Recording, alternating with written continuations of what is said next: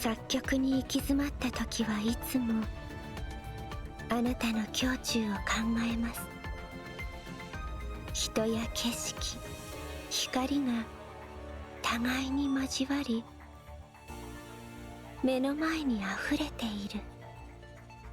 それがあなたという人です。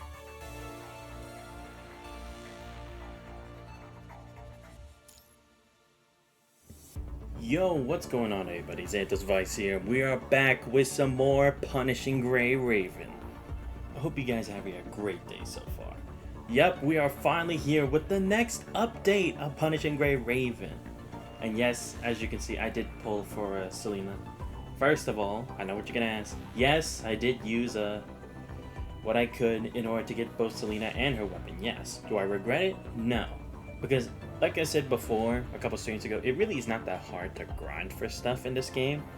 So I don't really have to go so far as to like be too desperate necessarily in order to get a Dante and Virgil in the next update. Plus there is still considerable time anyway, what with the events and everything that they keep giving out. So I feel like I'm fine with this, so hence, and like I said before, I did want to improve my physical team. Because don't get me wrong, Bianca Sigmund is pretty good, but I don't know, for some reason I just felt like she was kind of lacking something. I don't know. She just wasn't as much of a powerhouse as I expected, like I have for Crimson Weave or for Chu Shukra and Lucia Pyroth. Hence why I was like, let's see if Selena will be the answer to my question for that. But anyway, where we last left off, we had finished Lilith's side story. And it was pretty cool, honestly, because like I said, it went a bit into like a bit of some stuff that happened during and after the Golden Age. Why Lilith is what she is right now, considering it kind of seemed like she was with Babylonia, but that she really wasn't, considering how Madame was, or Madame Zano. And it was also kind of cool to see how like Lilith was always kind of like that individual, and once again, seeing an Ascendant's perspective on things is always a very interesting sight to see. The same could be said when we checked with Alpha, for Roland, for Luna. Now seeing Lilith's. Really got me hyped up for what we have next. So we are going to tackle the main story today, but first I do actually want to try out this character, because only summoned her just based on what I've seen from the trailer and stuff, but nothing more than that, so we're actually going to test her out for a bit. Damn, this is a cool ass wallpaper. Holy shit, it's so beautiful, so serene. Dream to the endless time. To the timeless end. Okay. Oh, here we go. Boss challenge, floating record, character trial. We'll do this. Oh, wait, damn it. I should have done the everything first. Yeah, skip this for next time. I'll probably do trial simulacrums in like another stream or something like I usually do. But for now, we will do this. Also, or I guess I'll just mention that later. Alright, so let's actually test her out now. Field debut. So yeah, let me also apologize. I actually did want to do a double feature stream today because I wanted to do, what's it called? What I actually wanted to do initially was I wanted to stream this earlier today since the update happened overnight. As I checked, because I went to sleep at like 2 o'clock in the morning or something. And then I was hoping I could be ready to do this in the morning, and then Honkai Impact 3rd after. But then I saw there was a storm, and because I had unfortunately woken up at like noon to 1 in the morning, or not the morning, the afternoon. I was like, shit. So I thought I could do a quick stream, but unfortunately there was a lot of rain and thunder, and I didn't want what happened with Atelier Yumiya to happen with PGR. I know it's not likely, but I'm not taking that chance after losing all that progress. So yeah. Hence why I'm only doing this today. I guess tomorrow will just be a catch-up on Honkai Impact 3rd tomorrow. Alright, slurring combo. During the combo, tap it again to cast harmonics, okay. Oh, okay, so one thrust and then like a fervor, okay. Yeah, ooh, it's like she's just spinning around and then shooting a shotgun almost. That's cool. For 3 ping to obtain musical notes for max of 3. Okay, 1. Press and hold basic. こで星屑にこの曲を捧げ Oh, まし okay, ょ that's cool. う。オーバーチュアはここまで。ライトモチーフを奏でましょう。 When Selena is in flow state, 6 of the signal will be converted into concerto. Tap concerto orb to gain melody points, musical notes variation points. Oh, okay, so it's kind of like how we can do it for our Hanging Solace tune. Kind of, but not exactly. Oh, it's a 6-man musical ensemble. 即興のレセリブレ。 Ooh, so even that kind of mechanic from the latest person we had. Shit. グラーベ、フォルティッシモ。 Ooh, okay, that's cool. Alright, let's do it. What do I do once I get the musical notes? ここで転調して星屑にこの曲を捧げましょう。 There we go. So I probably just can't do it like that. I want to see if it changes anything. So let's see what happens. ここで星屑 No, にこ okay, の I 曲を can do 捧げ this まし if ょ I want to. But it probably has more impact if I do both. う。ここで転調します。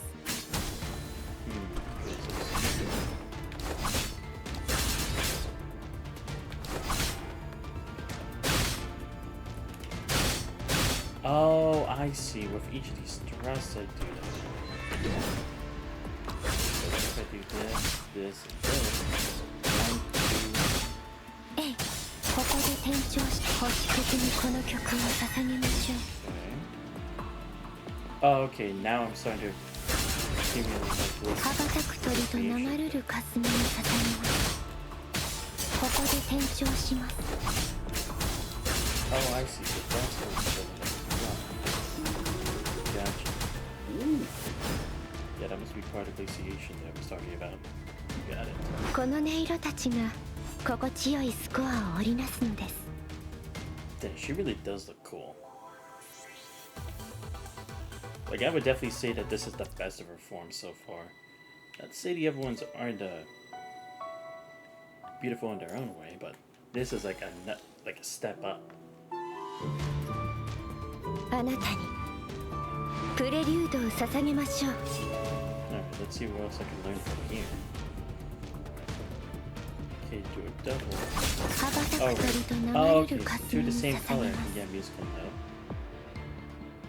ここで星屑にこの曲を Yeah, 捧 so げ it ま is. しょ I do more damage because of that. う。オーバーチュアはここまで。 By having all the music notes. ラ For イト that. モチーフを奏でましょう。 Oh, I see. I'm summoning the next perform. 即興のレセリブレ。 Right. Do this again. グラーベ、フォルティッシモ。 But now the question is, can I do that repetitively, similar to like I can do for every, or is that not the case? ここで星屑にこの曲を捧げましょう。オーバーチュアはここ I'm ま gonna で。 test this. ライトモチーフを奏でましょう。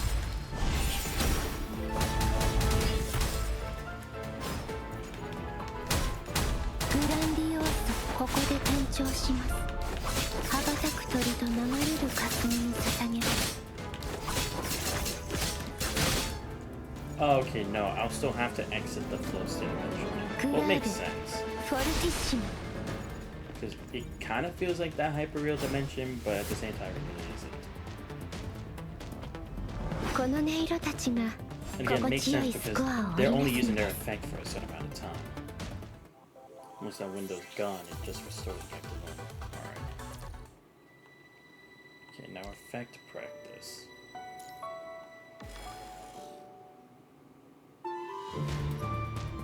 あなたにプレリュードを捧げましょう。 Is this gonna tell me about the glaciation thing? Yeah, there we go. Basic attack. Oh, okay, so even just a basic attack can do that. I thought it was like only the Pretend Arctic Glaze, press and hold signature to generate ice. Oh, I can do that? I can オーバ hold ー it? チュアはここまで。ライトモチーフを奏でましょう。 When there are ice spikes, some Selena's skills. Oh, okay, so this is like a difference that occurs just when holding it. So I can choose that. Okay. 即興のレセリブ The signature will end it. グラーベフォルティッシモ Alright. えい Get air. えい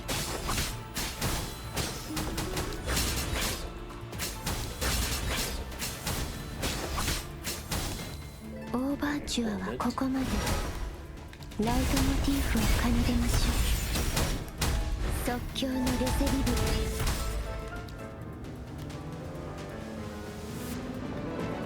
ブグラーベフォルティッシモ Oh, okay, yes.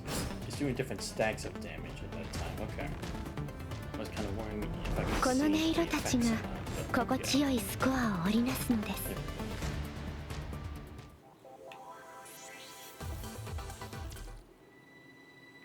Alright, cool. Should I do the challenge stage? I can at least do one, probably. So let me actually put my physical team this time round. Then let me switch Bianca for... Oh, okay, I could try her out 皆 here. さんとコンチェルトをとても光栄です私のリズムお気に召していただけると Alright, let's try this out. Let's see how she works with this new team. あなたに How many has she プレリ fixed? ュードを捧げましょう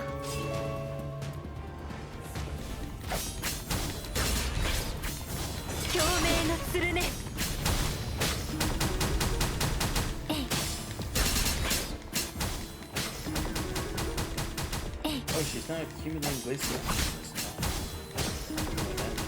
ここで転調しますえい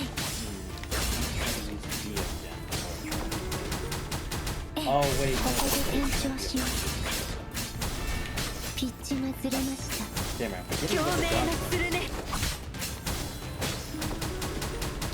Wait, did everyone just... ここで天気公式的にこの曲を捧げまし Oh, right, it's not wasted. ょうオーバーチュアはここまでライトモチーフを奏でましょ Oh, I didn't have うグ enough ラ of ンディオー one. ソ Oh, there we go. 即興のレセリ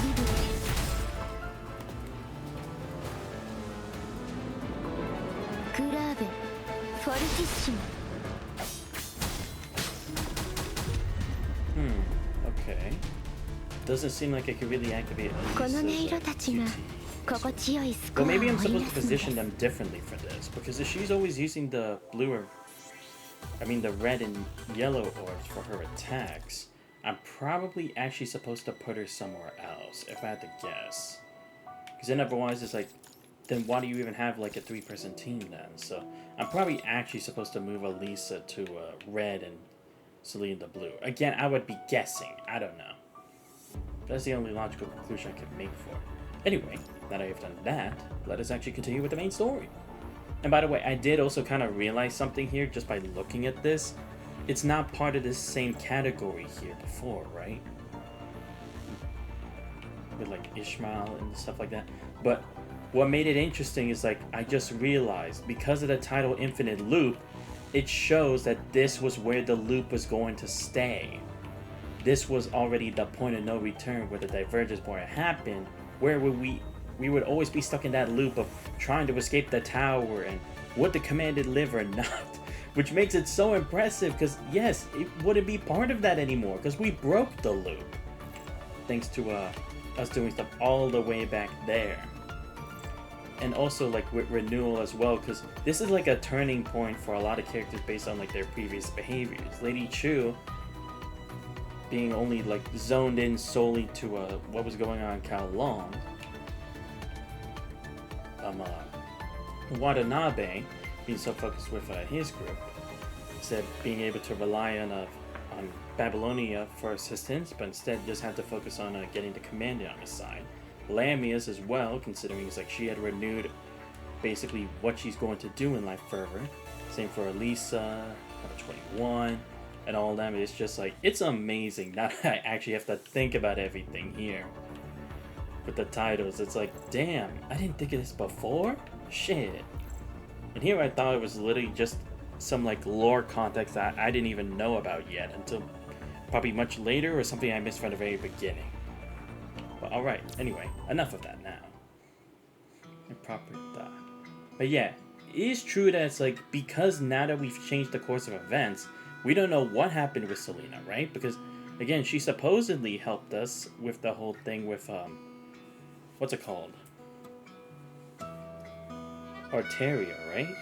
Is that the place where it was that new city where a bunch of people were supposed to be living together or something? I don't remember what the name of the place was, but you know, where Isla had her part of the story.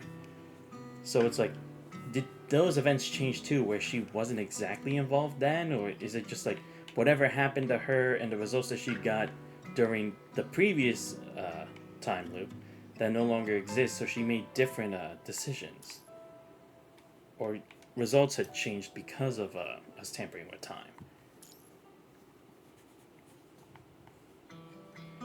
It's been quite some time since that weird post-war syndrome incident. Oh, okay, must be our perspective then, for now. Right, yeah, because most people don't even remember. Everyone seems to know how you caused trouble at the Star of Life because you were too worried about your members' safety. Even colleagues occasionally tease you about it. Everything seems to be back to normal. Many see this as a sign that reclaiming the homeland is going well. It should have been something worth celebrating. It should have. The only tension is the elusive obscure sensation. Happened uninvited on a remarkable day and has since taken upstate in your heart. These are very clear symptoms of overexertion. The test shows no other problems, so I won't give you any meds. Rest is the most effective. Take some time off if you can. The Star of Life doctor continuously scrolls through the test reports on the screen, offering reassurance. So tasting the lingering shadow lurking in my heart, I can only give the doctor a short response. Thank you. I will. After the test results came out, friends who learned of my condition sent kind messages. Soon, and he asked to meet up.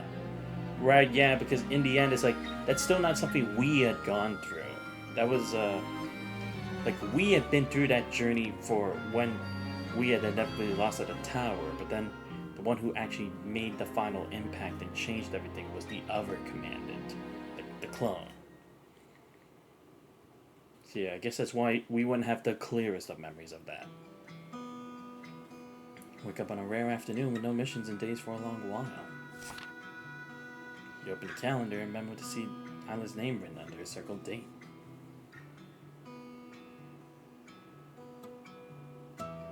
WGA Opera House, Babylonia 830, 9 spacing 0. Wait, what the hell is that supposed to mean? The dome stands magnificent, the reliefs solemn. Inside the elegantly decorated opera house, every seat is filled. On the side door of the main hall are posters of recent productions, classic operas from both before and after the Golden Age, Eurydice, Orfeo, the Incovazione di Poppea, etc.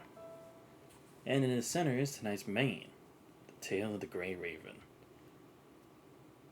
Epic verses and lyrics resonate in the hall.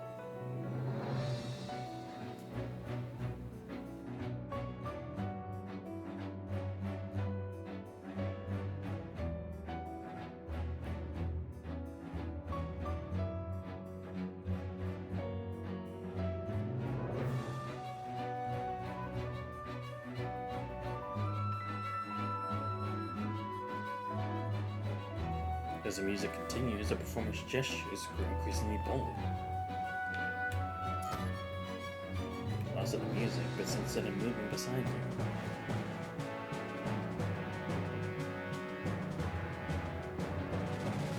You're about to go on stage. I specifically asked the prop master and director to make you stand up. Well, before you finish speaking, the stage lights suddenly overlap, illuminating performers who were in the shadows. Fear not. Don't worry. The Grey Ravens are here. Eliminate the enemy. Rescue our allies. Advance at full speed. As the commander dances on stage, all characters twirl around him, pushing the story toward its climax. Right, because we're still supposed to be like the representative hero, right? So it only makes sense that we use this to kind of like boost morale. Now the top left is a mixture of mild affairs my vague memories wash over you. Can't quite remember all the details, but the people you met along the way remain vivid in your memory. Pretty good, right? Absolutely magical. Pauses the actors, who are wearing familiar makeup, but not quite accurate costumes, exit the stage.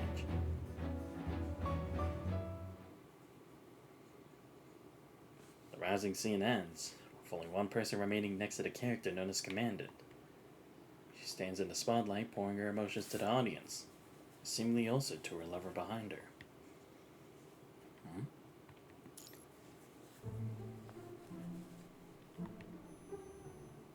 The moment she speaks, the surrounding noise gently fades. Sounds become distant and ethereal as the stage seems to move closer. The actress is beautiful. Flowing lyrics warp and distort the surreal experience. First grates on your nerves, then suddenly becomes clear and focused. Then it changes into a completely unfamiliar voice, then crisp sound filled with emotion.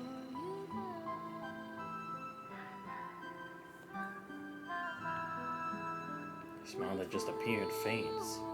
Sort of tremor and anxiety run through your body like you missed something important. The daze, the lead actress seems to change before your eyes. Her face becomes blurry, yet somehow you can still see her elegant beauty.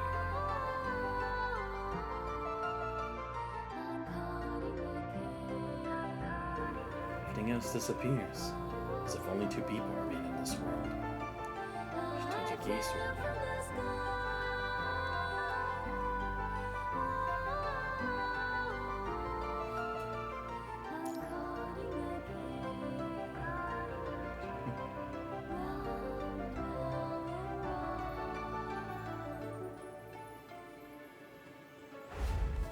Without to interrupt it, as an external force forcibly turns your head. See on his worried expression. Are you okay? What happened? You look terrible. If you're not feeling well, let's leave. No, I... Gently take out his hand and lower it, mumbling incoherent words as feelings are too jumbled. Look back at the stage.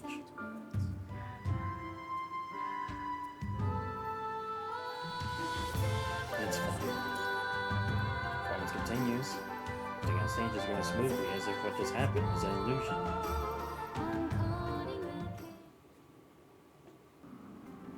Outside the opera house, the cold wind hits your face, clearing your mind.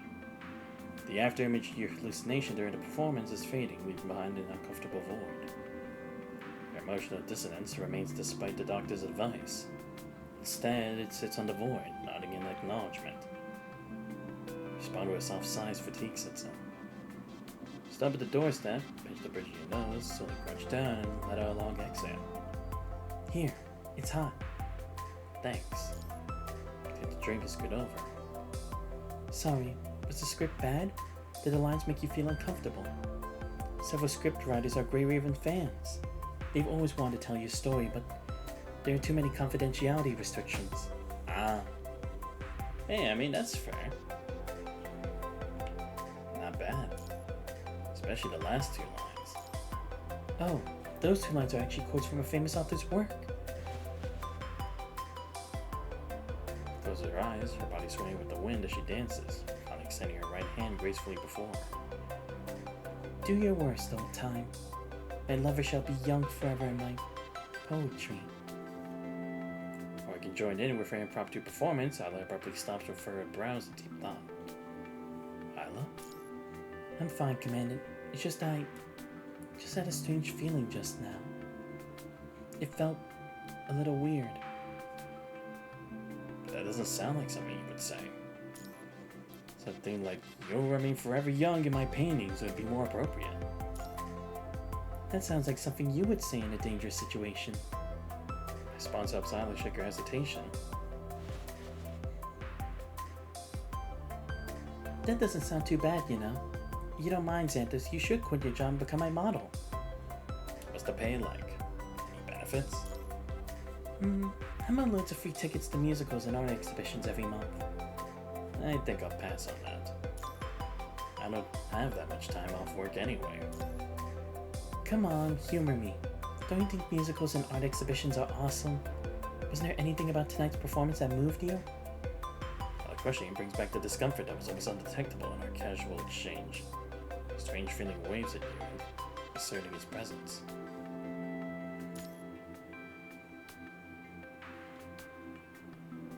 That last performer. You try to recall that brief image, but it's already faded, leaving only vague unease.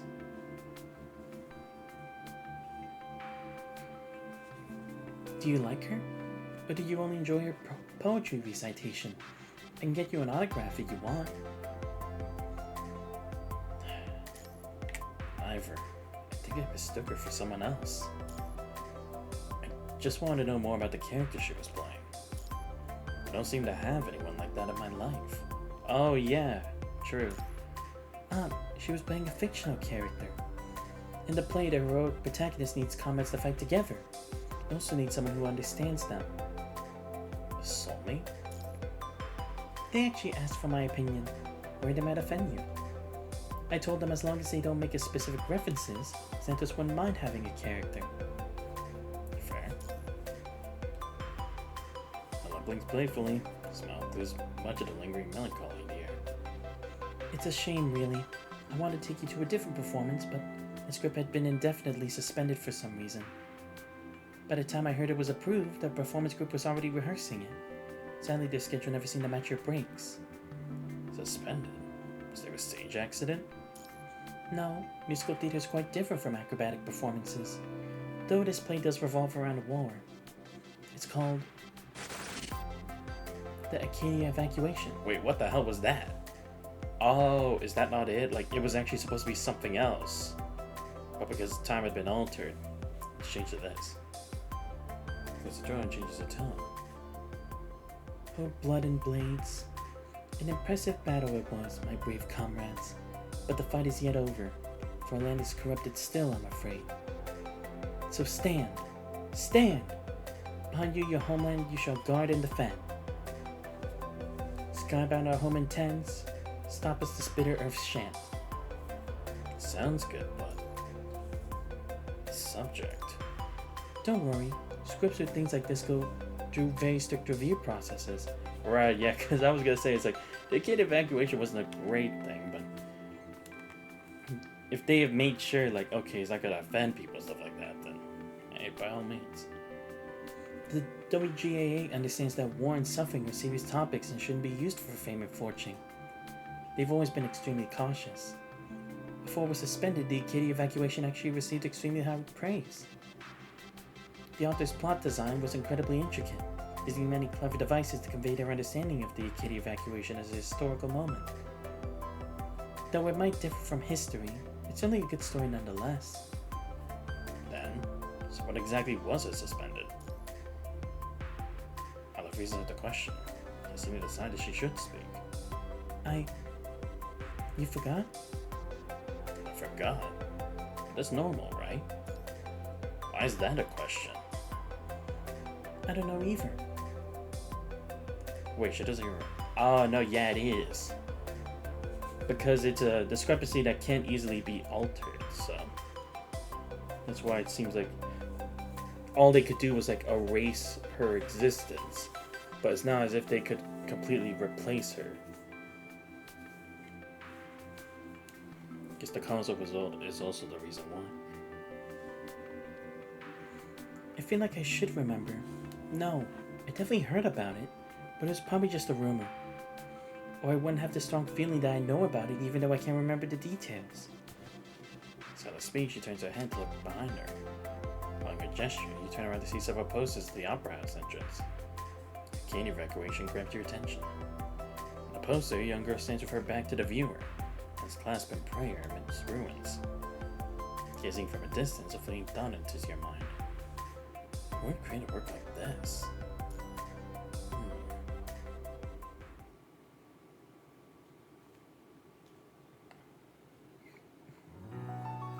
Abyss Research Institute. great, he's still alive. I'm just gonna be neutral because I don't know who this is supposed to be. Cold voice echoes amongst the rubble. A disheveled figure lies trapped between broken stones among the ruins. Voice pieces through her foggy consciousness as Iris struggles to move her body. Crawls to her feet and looks toward the voice. As the device between the scattered fragments of what looks like an armor. Voice murmurs as her stalled systems restarts, struggling to maintain the functionality of her damaged frame. Such affection. If I were there, I would do everything I could to respond. Our long standoff is finally giving a result. You've stopped me so many times, but this time I managed to stay one step ahead. The first act, titled The Best, has ended. As the voice from the device sounds unsincere. Give up. I don't want to hurt you.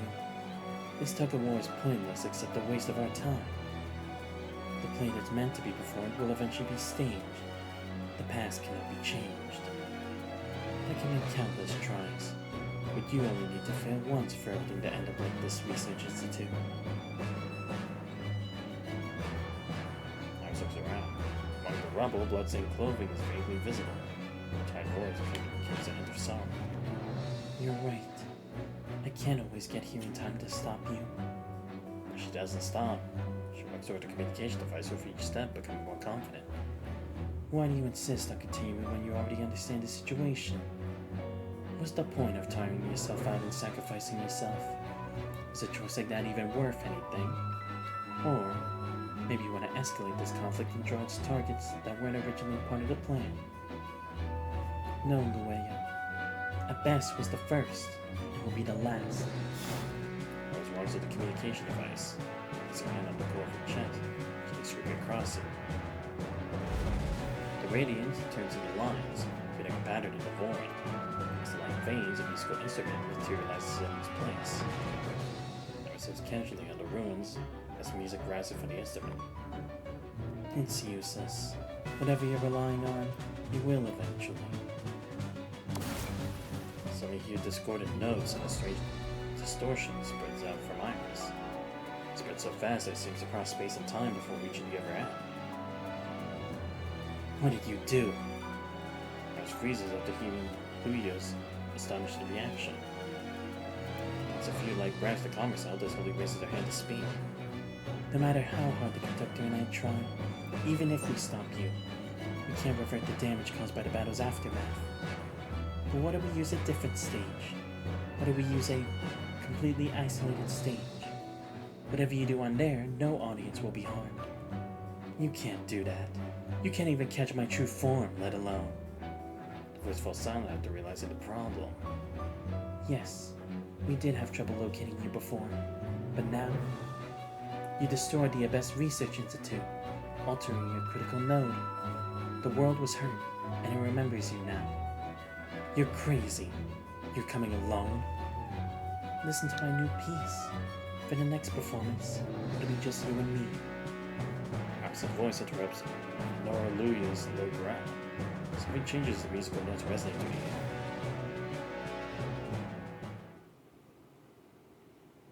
Tilts her head to gaze at the moon through gaps in the ruined building. The land and the sky freeze for a moment as the notes reach them, as if asking a question. Why are you doing this? Iris lowers her eyelids, answering the world's question in her heart.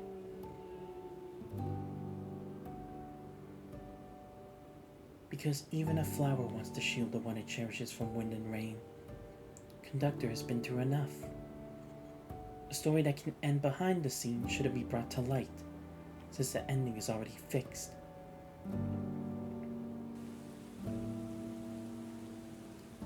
Line spacing too. Good night, world. Goodbye, Conductor.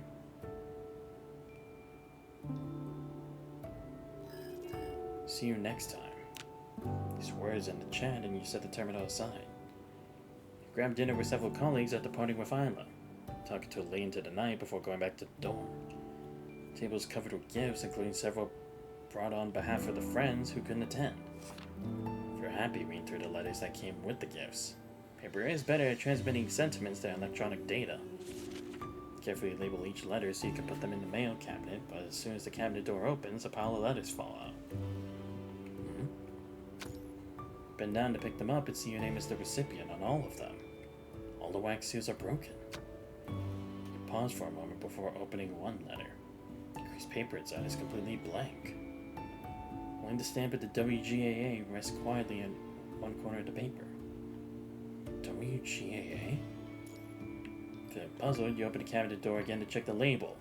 This space is definitely for incoming mail, not outgoing. Why are there so many blank letters here?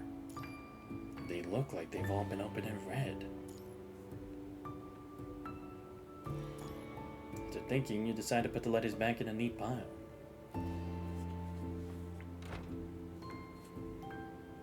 You take out fresh writing paper the moment you close the cabinet.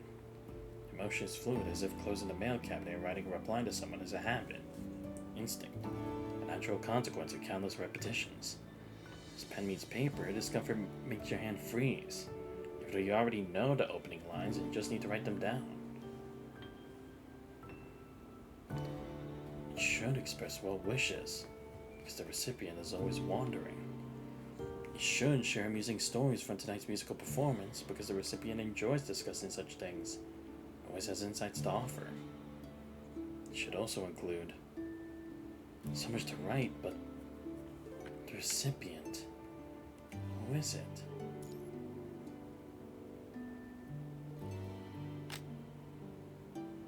Bizarre dissonance rises once more. It crouches beside your ear, gazing silently at you. It is trying to remind you that this isn't bewilderment. This isn't a daze. Certainly not confusion, but your gaze falls to the edge of the paper where the WGAA stamp enters your vision. Logic fades as the poster of the Acadia evacuation abruptly jumps into mind. Suddenly at the parts, leaving behind a barely noticeable sound in your ear, suddenly between a soft sigh and mocking laughter. Shaking your head to dispel the comfort, you open your terminal as you ponder each word.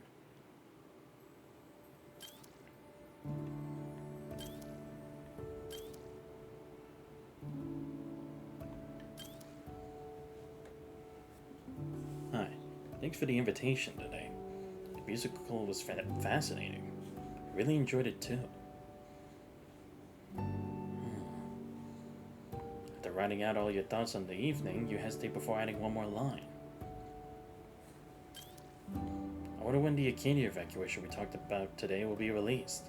It's convenient for you, let's watch it together. I still have a bit of free time left. Before returning to duty, I'd like to have a meal with you.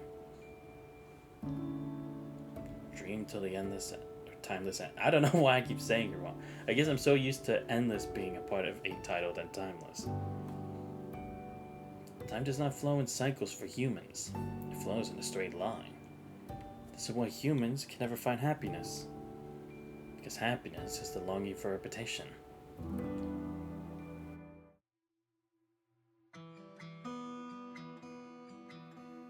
This does actually seem somewhat shorter than the other one. Because I'm gonna have like 4 specific kind of fights, only 18 parts. I could probably definitely finish this after, like in the next room or something. Because to be fair, I'm still only 38 minutes already. Finale prelude.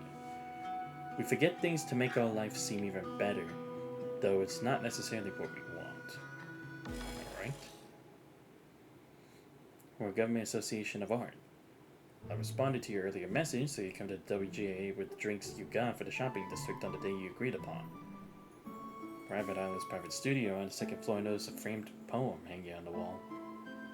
Royal blue ink flows elegantly, lettering like spring buds. Subtle and tender, blooming against the cold hard wall.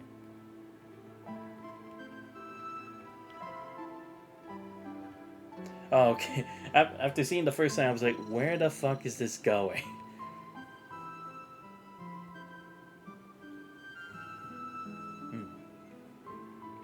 You freeze at the words. Start faint ripple in your thoughts. Touch the edge of the frame. Fingers gently caress it before reaching the label beneath. For WAA. A few characters on the label become blurred due to the passage of time, or the carelessness of the cleaning staff. None of the blurred words without further thinking and keep walking toward Ali's room.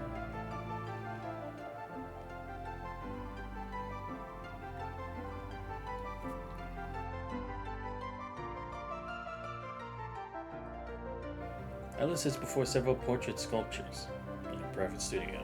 Her body's perfectly still as her fingers gently trace the facial features of one. Doesn't react to your movements. After watching her for a while, you notice her pupils are not focused. She's also dumb.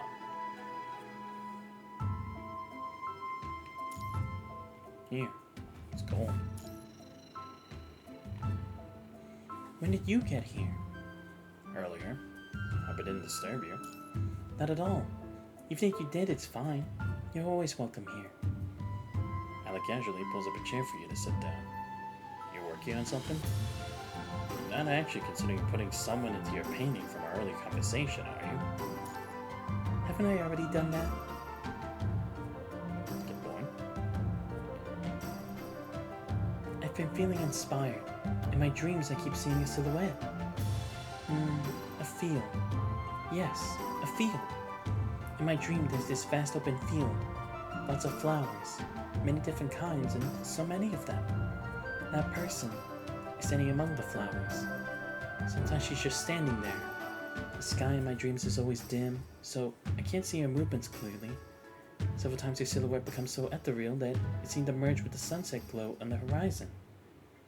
I want to reach out and hold on to her, but I can't get close. I feel like I know her, and she shouldn't be in such a lowly, desolate scene.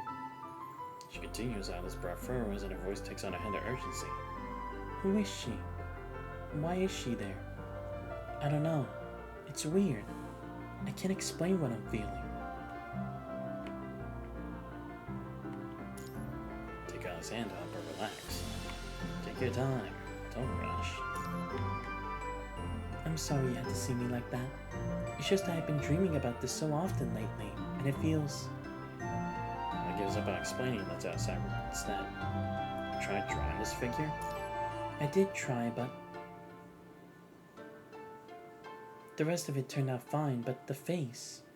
No matter how hard I try, I can't capture that feeling from my dream.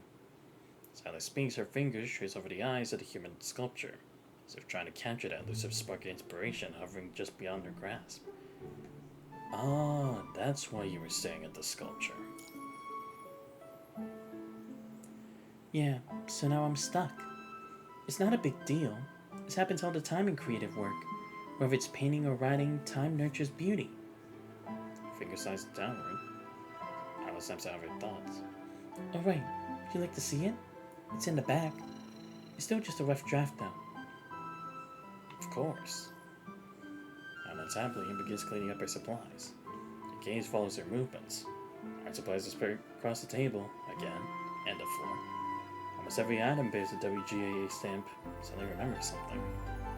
Hey, I have something to show you. To get a blank letter from your pocket. You were going to ask Alan, the head of the WGAA, about it, but he seems to be off work today. I'll pause for a moment, wipes her hands, and puts on a pair of clean, transparent gloves before taking the letter. Is this a letter? What's wrong with it? Do you know what it's from? The paper does have the WGAA stamp on it, but I can't tell if it actually came from the association. Our stationery isn't just for internal use. It's also available through Babylonian shops. Wait. I'll stop where the letter paper catches the light of a particular angle. Did you find something? Oh, is it gonna be like leftover marks or something? No. I just thought it looked familiar, but that's normal, since it's our association's paper. Sorry, I don't think I can help you. Is it urgent? I could connect you with someone who specializes in authentication. Okay then. Inside. You walk into the inner room with Philo, and straight to the humongous far wall where a thin white cloth hangs. Wow. Is the entire wall covered? Yep. I looked at his back with a smile, clearly enjoying your impressed reaction. Jen tucks to the corner of the canvas. The white cloth falls like a waterfall, revealing the breathtaking artwork behind it. It's an enormous waist-shot portrait featuring a woman in a blue and white dress. A close-up iris flags on one side. Only her face is blank, as if deliberately erased.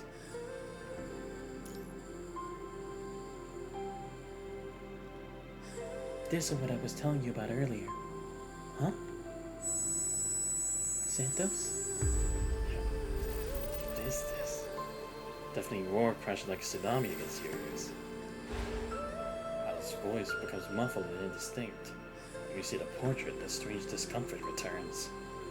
Overwhelming impulse takes control of your body and makes you move closer. Your eyes see overlaps with what your heart feels, while struggling with a name that refuses to take form. Who are you?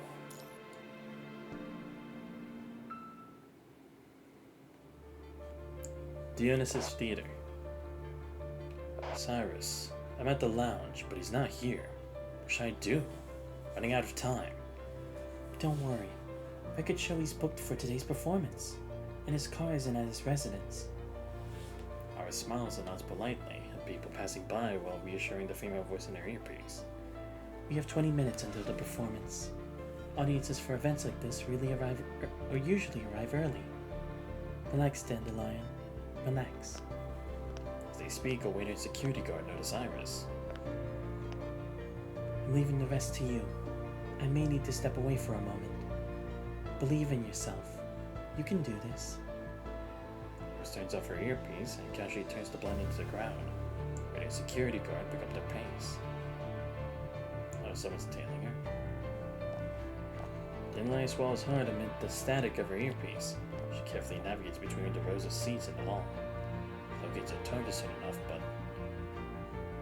Is this someone's seat? Yes, row 12, seat 16. The seat I was assigned. Did you check your ticket? Perhaps you could take it out to check. Weird. I was sure this was my seat. I'm sorry. Let me ask the staff. The woman looks at Dandelion's ticket with confusion before getting up.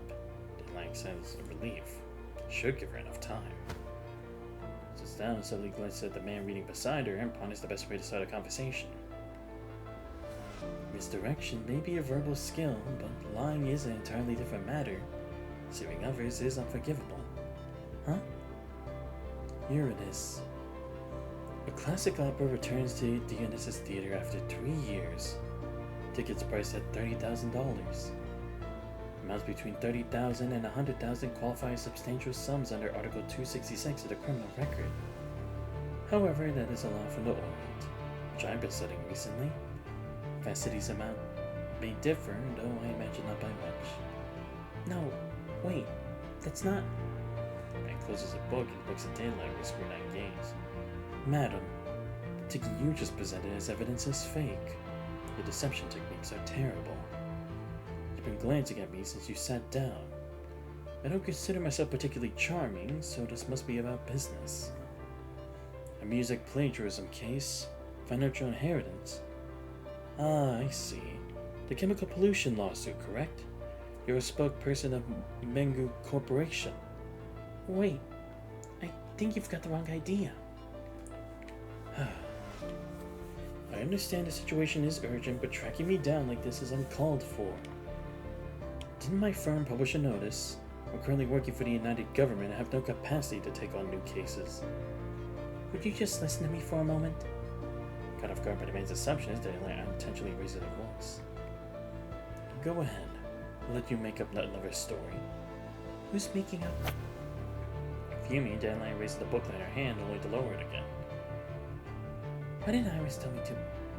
Okay, fine, I am here for you. See, I knew it. I'm not here to hire you for some case. I'm definitely not sent by that meant something corporation. I'm here to save you. Hurry up and come with me. Your life is in danger. Danger? What kind of dumb new scam is this? Barely finishes when a strong tremor shakes the entire hall. At the same time, Dandelion's earpiece reconnects. She's here. Dandelion, take Jonathan and go. Oh shit. You have to escort someone out? Operation Theater. Ooh. ダンデラ聞こえますか？目標は見つかりましたか？いえ、まだです。今、右の休憩室にいます。人が多くて。では、私は左の部屋を調べますね。優秀なセキュリティシステムですね。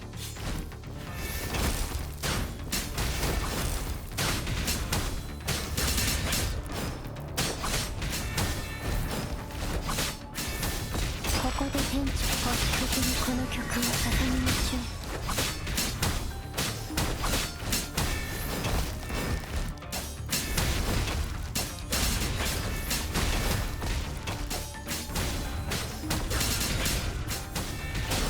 ピッチがずれました。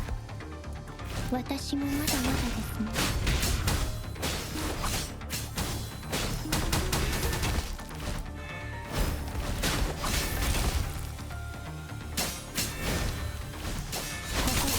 星的にこの曲を捧げましょう。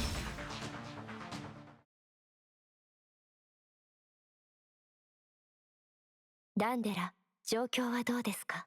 騒ぎが起きてスタッフがみんなを落ち着かせています。通路が一部封鎖されました。他の道を探すしかありませんね。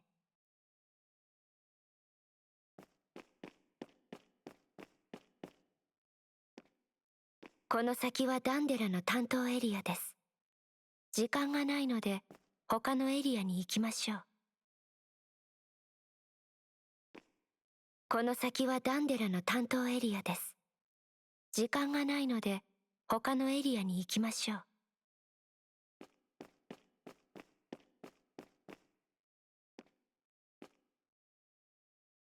強行突破は簡単ですが、騒ぎが大きくなるかもしれません。慎重に行動しましょう。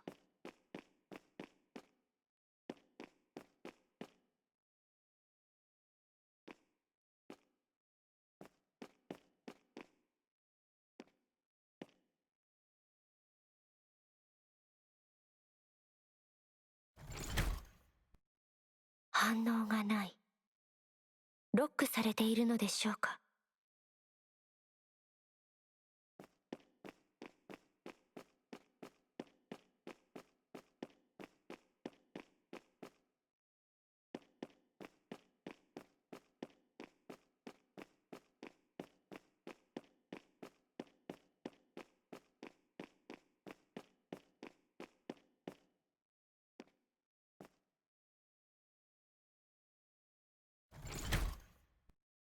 この装置は機能していますね。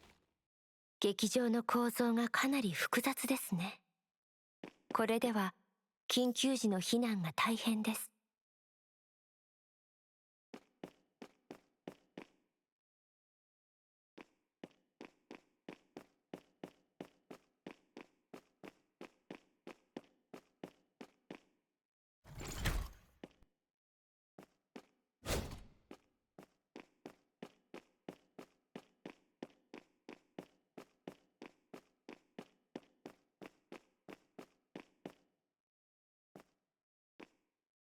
何か変ですね。確認しないと。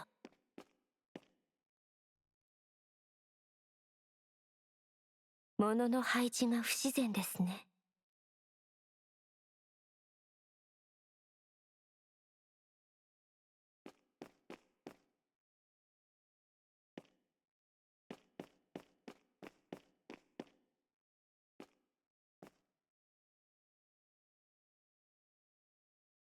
Okay. 3-1 glass at the table seem to indicate that some people once had a long conversation here. Alright. Check this next. 奇妙な格好の石膏像ですね。Yes, singing around the dining table. On the table is a note that says something confusing. Please send a guest on the far left, in the middle, and closest to you. Okay, on the left.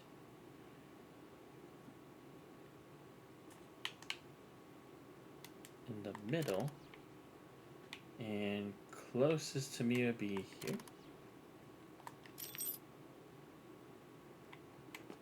Wait, did I 奇 do it 妙な right? 格好の石膏像ですね。 Wait, is that right? Oh, it has to be. Yeah, because this is the middle.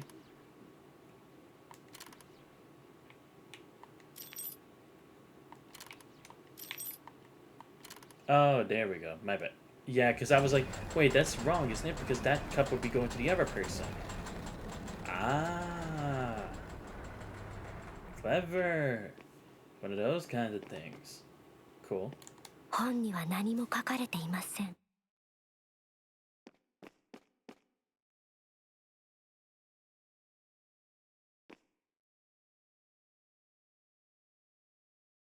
楽譜です。破損していますが、修復できそうです。お任せください。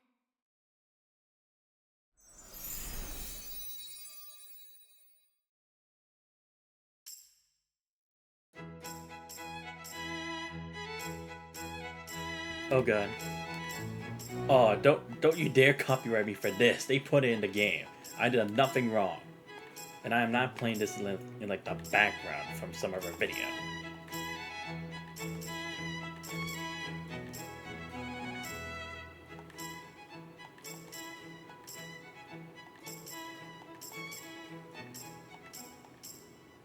Okay, not too bad. Could have definitely had a couple more birthmarks, but still. よかった。うまく演奏できました。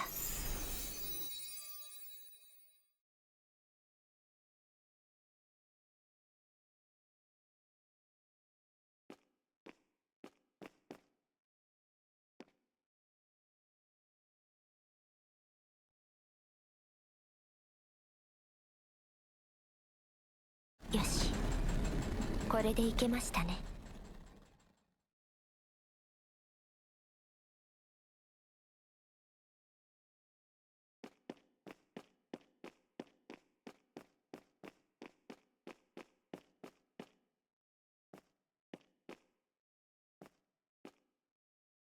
ジョナサン、ダンデラも。なんだ。ダンデラ、ジョナサンと逃げて。すぐに2階へ行かないと。何か方法。さっきの昇降装置。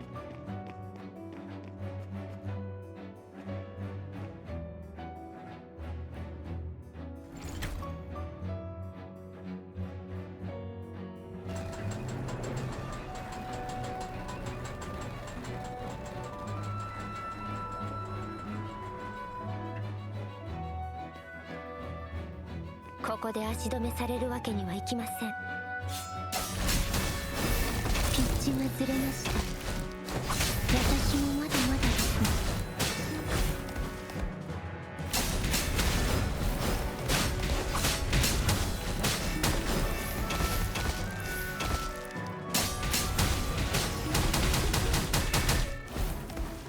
Oh my god, I'm gonna have to get used to the content. Oh shit.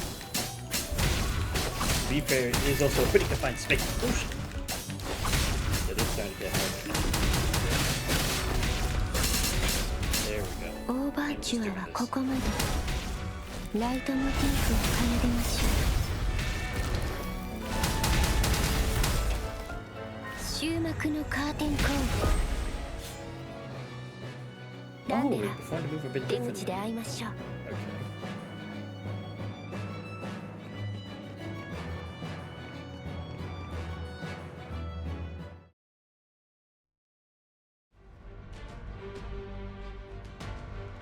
The Dionysus Theater has lost its elegance. Decorations fall and sculptures lie toppled over. The ceilings at risk could collapse. The bulges guests now scramble towards the exits. Screams of wails blending into a harsh, chaotic clamor. Delta feels someone grab his sleeve as he passes a corner. Not that way. Why? The exit is that way. Follow me. Short sprint is off Dandelion breathless because she's used to sitting in a chair all day at work. You should explain the causes and consequences when making demands, allowing others to decide whether they agree or disagree. I'm not your defendant. Very well, Miss Plaintiff. I believe the following the crowd is safer if the enemies are targeting us. Dandelion's upbringing barely helps her swallow the curses that are growing at the tip of her tongue. That's why we need to stay away from the crowd, because the enemy's coming for you. Why do you think I went out of my way to warn you? I appreciate the gesture, but without further evidence, I'm afraid I cannot. Suddenly a shriek erupts from behind. Word gets closer in the blink of an eye, and Jonathan's face turns white. I find your testimony extremely convincing now. I'll follow you. Jonathan hastily quickens his pace. A few steps, he turns to grab Dandelion, who's struggling to keep up. The exit's right up ahead, but before they can relax, a rush of air pressure surges from behind.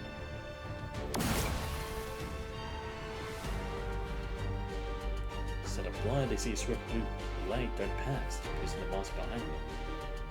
Right then, a car with its engine still running skids to a halt in front of the exit.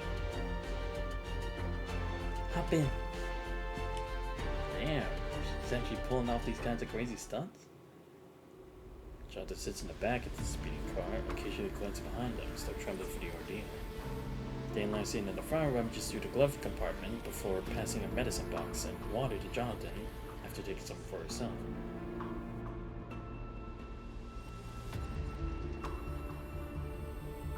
Metalor. We should be safe now, right? Yes. Everything in the theater was just her extension. We should be fine now that we've shaken them off. Ma'am, are you alright? You can call me Iris. Dandelion. Also known as Miss Plaintiff. Hello. Jonathan awkwardly takes her hand and introduces himself. Hello everyone, my name is... I'm Mr. All, nicknamed Jonathan. We know who you are. Dandelion casually withdraws her hand as if she wasn't the one who just crushed his fingers and opens it open. Jonathan, 31 years old, born and fast. Most titles as Professor of International Political Relations and expert in international geopolitical strategy. Special consulting advisor to the United Government's International Legal Office. Current work involves reviewing Bain's legal provisions in preparation for the revision of the New Earth Codex. Is the aforementioned information accurate? Meticulous, precise, and completely accurate.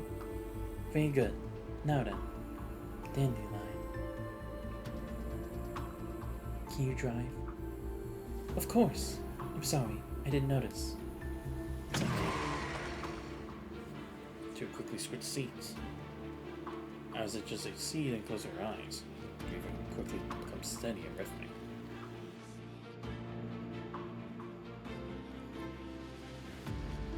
Seriously. Keep your voice down. Tell you whatever you want to know. Let Iris sleep. She's exhausted.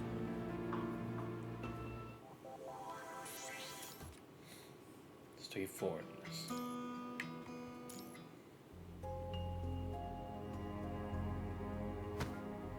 In her private studio, Isla grabs her wrist and tears herself away from the canvas. It's not because of her sketch, but a sense that something's wrong. Santos, are you alright? Her voice fades in and out.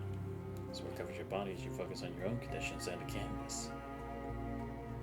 Consciousness jumps up and down until it finally restores the edges of your form, stabilizing you.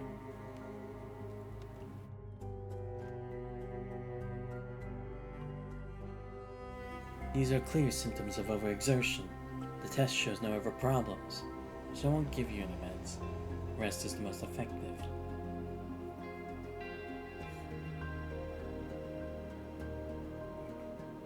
It's not overwork or fatigue.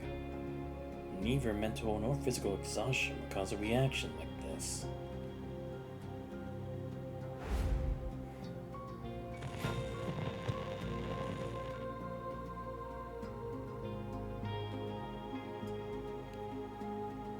Something's wrong. Is it the sounds I'm hearing? Or the images I'm seeing? Look up again. The blank face of the canvas shows in your vision and it seems tangible and elusive at the same time.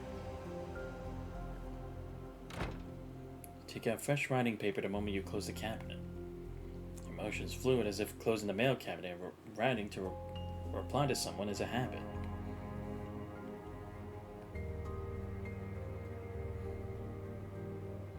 There's an emotion that I've forgotten, but my body remembers. His voice becomes a bit clearer. He's reaching out to me, showing concern for me. Emotion and care in her tone help define my sense of self. Emotional experience fades. Things on the chopping board of rationality. Just the blade of scrutiny is about to fall, and they still get to take concrete form again. Something I don't know about is happening. My perception has blind spots. The problem's with me. I'm fine, Commander. It's just that I just had a strange feeling just now. It felt a little weird. No. Perhaps the problem isn't just with me, but with us. Some larger concept altogether. Reach the conclusion your spirit and flesh become calm again. The unknown is the ultimate fear. Yet the trouble shows its tip on the ocean's surface. Past experiences become the best sedative. No disturbance of consciousness can shake a commander on active duty. Isla? Yes? Take a photo of this canvas. We're going to the Star of Life. Sure. Pull out your terminal to book a session at the Star of Life while explaining to a confused Isla who trusts your judgment. A few days ago, I started experiencing symptoms similar to war trauma. The doctor said it was just fatigue. But at the Opera House, I experienced hallucinations. I dismissed it as a one-time occurrence, but now... This canvas triggered it again, didn't it? What did you see? Or rather, what did you remember? I didn't see anything, nor did I remember anything. However, raise your right hand toward Isla. Your fingertips still stained with pain for the canvas. Your body reacted before you noticed. I see. However, it would make more sense if you only triggered hallucinations. But this time you were unconsciously compelled to act, suggesting the stimulus is stronger and affecting you more deeply. Isla puts down her camera and steps back to look at the canvas, only to realize something isn't right. But this painting is inspired by scenes from my own mind. Yeah, that's why you need to get examined as well. We need to figure out what's really happening.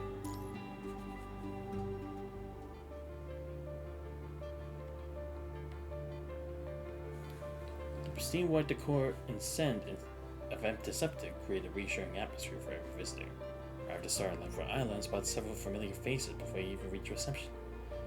I usually wouldn't say this, but since I've seen it, I have to say, you've crossed the line.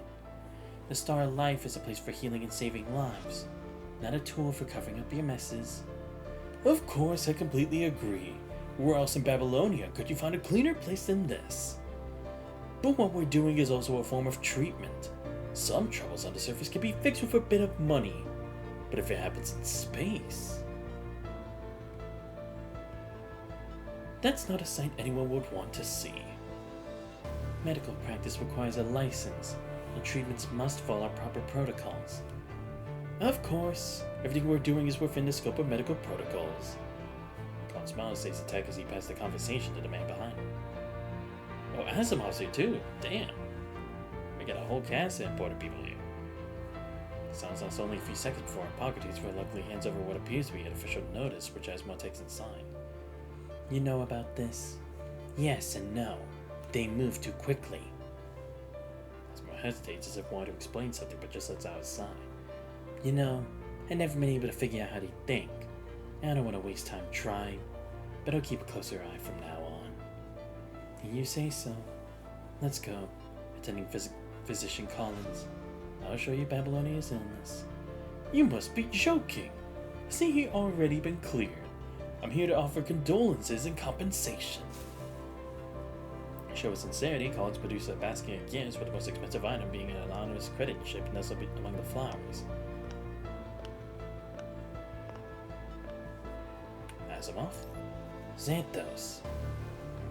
Startled, Asimov looks up and tucks his pen back into the collar. His tone shows mild irritation. Damn, seriously? Ah, great. What kind of secret deal is going on here that I need to know about for later?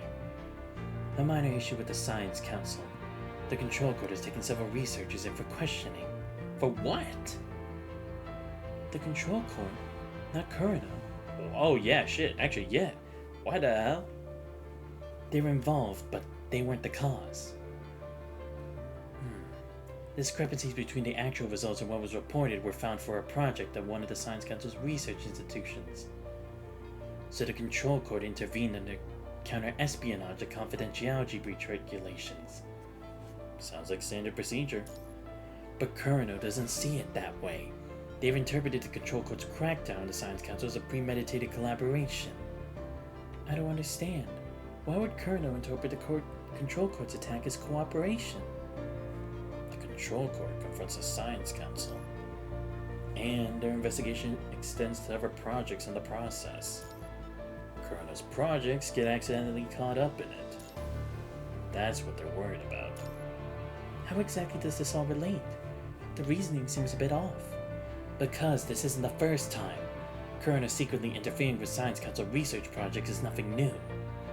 The Control Court and Science Council responding to or retaliating against such actions is also common. I don't like getting involved in these political games, but did they cross a line this time? To prove their innocence, they started treating all involved researchers as criminals during interrogations. The Wars suffered severe psychological trauma that the Control Court's own medical team couldn't handle, so they transferred them to the Star of Life. Sounds very much like they were trying to destroy evidence. That's what I thought too, but Kurano released recordings of the entire process. This time they're generally innocent, so of course they made a point of being open about the investigation. Besides, this incident was very unusual. There was a glaring, inexplicable gap in the project research progression, like a skyscraper that appeared out of thin air. Appeared out of thin air? The project's latest technology has already been implemented on several frames and even deployed at a small scale. The most recent batch of experimental results was only produced last month. But the earlier derivation process and prototype technology seem to have vanished. Did they not notice anything unusual? No. The project members' reactions to this question were so consistent they seemed more like a rehearsed performance than a coordinated cover-up. Complete ignorance, bewilderment, and excuses. Even the sequence of their reactions was nearly identical across the board. This left every investigator confused, so they drew the simplest conclusion, that the researchers sold their findings and then falsified their progress reports. Oh, I see. Right, because right now, we're still in what the present was back then, but the present when the tower never existed, right? Because Lee still would have already gotten his hyper-refrain. And, ever stuff wouldn't have happened yet. Hence why Lucy hadn't got her power refrain, because they didn't need that urgency to actually move forward with it. Right, yeah, and it also didn't, like, see as much of the hyper-reframe's, data, because he already hadn't gone on, like, specific missions immediately after the release of that frame. Right, okay. I see. So, because of anything connected to the tower, or in progression with that, all of that had to be erased too. But in order to cover that up, it tried to loop things around as if like there were other projects, but because it was such a huge discrepancy with regards to the timeline, because of the tower's presence and how it moved everything forward too fast, it couldn't accurately like place something that was that would have been a restoration to like mend the holes within space-time that were made because of Cradle, Agent Zero, and the tower. I get it. Yeah, and that's why it's like, it seems like it's collusion when it's like, that's not the case. It's the world that's the problem, not the specific people involved. But if their goal was to steal and sell classified information, it makes no sense that they would implement the research results. This is another point the investigation fails to explain. Something must have gone wrong, but neither the Control Court nor Kurano would give me time to figure it out. It's simple. Without one, there cannot be two. Without materials in a manufacturing process, there would not be a finished product. As well as word coherently connect several abstract concepts. Isla? Pull out the letter you discovered in the cabinet. Oh, yes! Yeah, the letters are the same too, because those would have been instances written in that period of time, but they were also blank. They have recipients of broken wax seals. Letters that are just like the finished products, but the paper inside is completely blank. It sounds a bit far-fetched, but looks like you've run into trouble as well. You know it, Asimov. That's why Xanthos and I came to the Star of Life. Asimov, does this project have any connection to the WGAA? I don't know your situation, but this project has nothing to do with it. It's military research, primarily for the battlefield. They study Tenebrian energy, which you should know about. The project's official code name is ABES. Its predecessor was a research institution for the Golden Age called the ABES Research Institute. does what happened to you have anything to do with this name? Exchange a look with eye level, shaking your hands.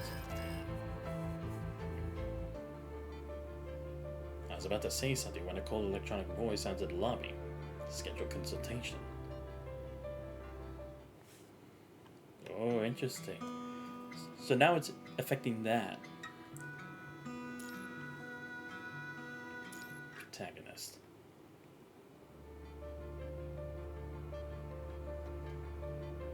It's interesting because now we're kind of going into like the hysteria concept of a movie, right? Where it's like, what's going on? Why does everything in the world feel so wrong to me? And yet everyone else is just making it seem like it's just normal, or like nothing's changed, nothing's wrong. Am I the one going crazy like that? Like, again, another like story concept that they're implementing in this game. And again, it fits so well with the events that have already occurred. Especially since it was already like after the whole time restoration thing with Ishmael. Neither of the two consciousness connections produce symptom patterns similar to what you described during your test. We sped up the process. Both patients showed physical functions, mind and mind-being instability levels above safety thresholds. Your conversations have been sent to our psychology department for analysis, but they'll need to interview friends, family, and colleagues before forming a conclusion. Doc delivers the results in a monotone, and it sets on a paper to add more information. For most patients, the diagnostic process would end here, but because it's Xanthos, we'll follow up. Considering your previous reports, I'm inclined to believe this finding is meaningless. You don't believe your own preliminary diagnosis? In my professional opinion, except in extremely rare cases. Of course, I don't mean to speak ill of any patient. Doctor smiles at apology, makes a gesture as if trying to take back the inappropriate comment, but becomes serious again. Apart from a handful of cases, I've never seen other commandants exhibit similar psychological symptoms in their daily lives. A commandant can still fall ill or have physical and mental health issues. Others may have psychological issues, but nothing nearly severe as what you described. And we haven't detected any signs of infection, so thanks for your honesty. I might not agree, but your status as an elite squad commander still takes priority over your status as a patient. Even if others had doubts, I won't say it. I'm a doctor. I'm supposed to reassure my patients. But you need assistance instead of reassurance. I'm sorry I couldn't be of more help. Hey, I mean, I appreciate that you're being honest and not just automatically being like, yeah, I definitely get it, you know? Because that would be like a false hope, and that would like derail everything. Don't worry. Just leave the rest to us. Is the examination over? You're actually still here. There's no evidence linking what happened to you with the Science Council incidents, but I'm still concerned about your condition. The Science Council is responsible for all commandants' mental well-being, as it directly affects the stability of your mind beacon. I know the general situation now. What would you like to do next?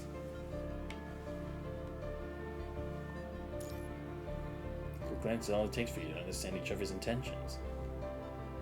Let's start by physically examining the painting and the letter.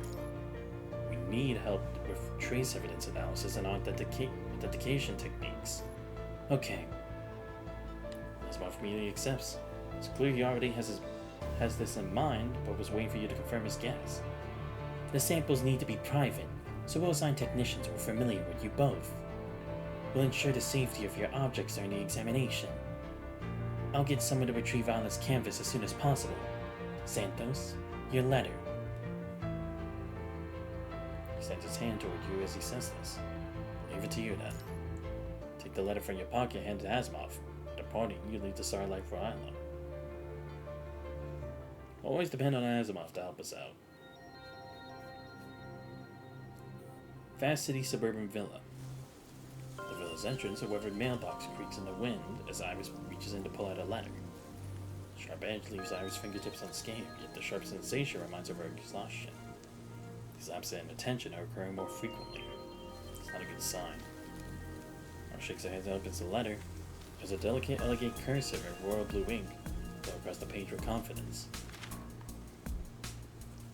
The multilateral trade agreement has been signed at the Mirror Sea Twin Towers and officially implemented.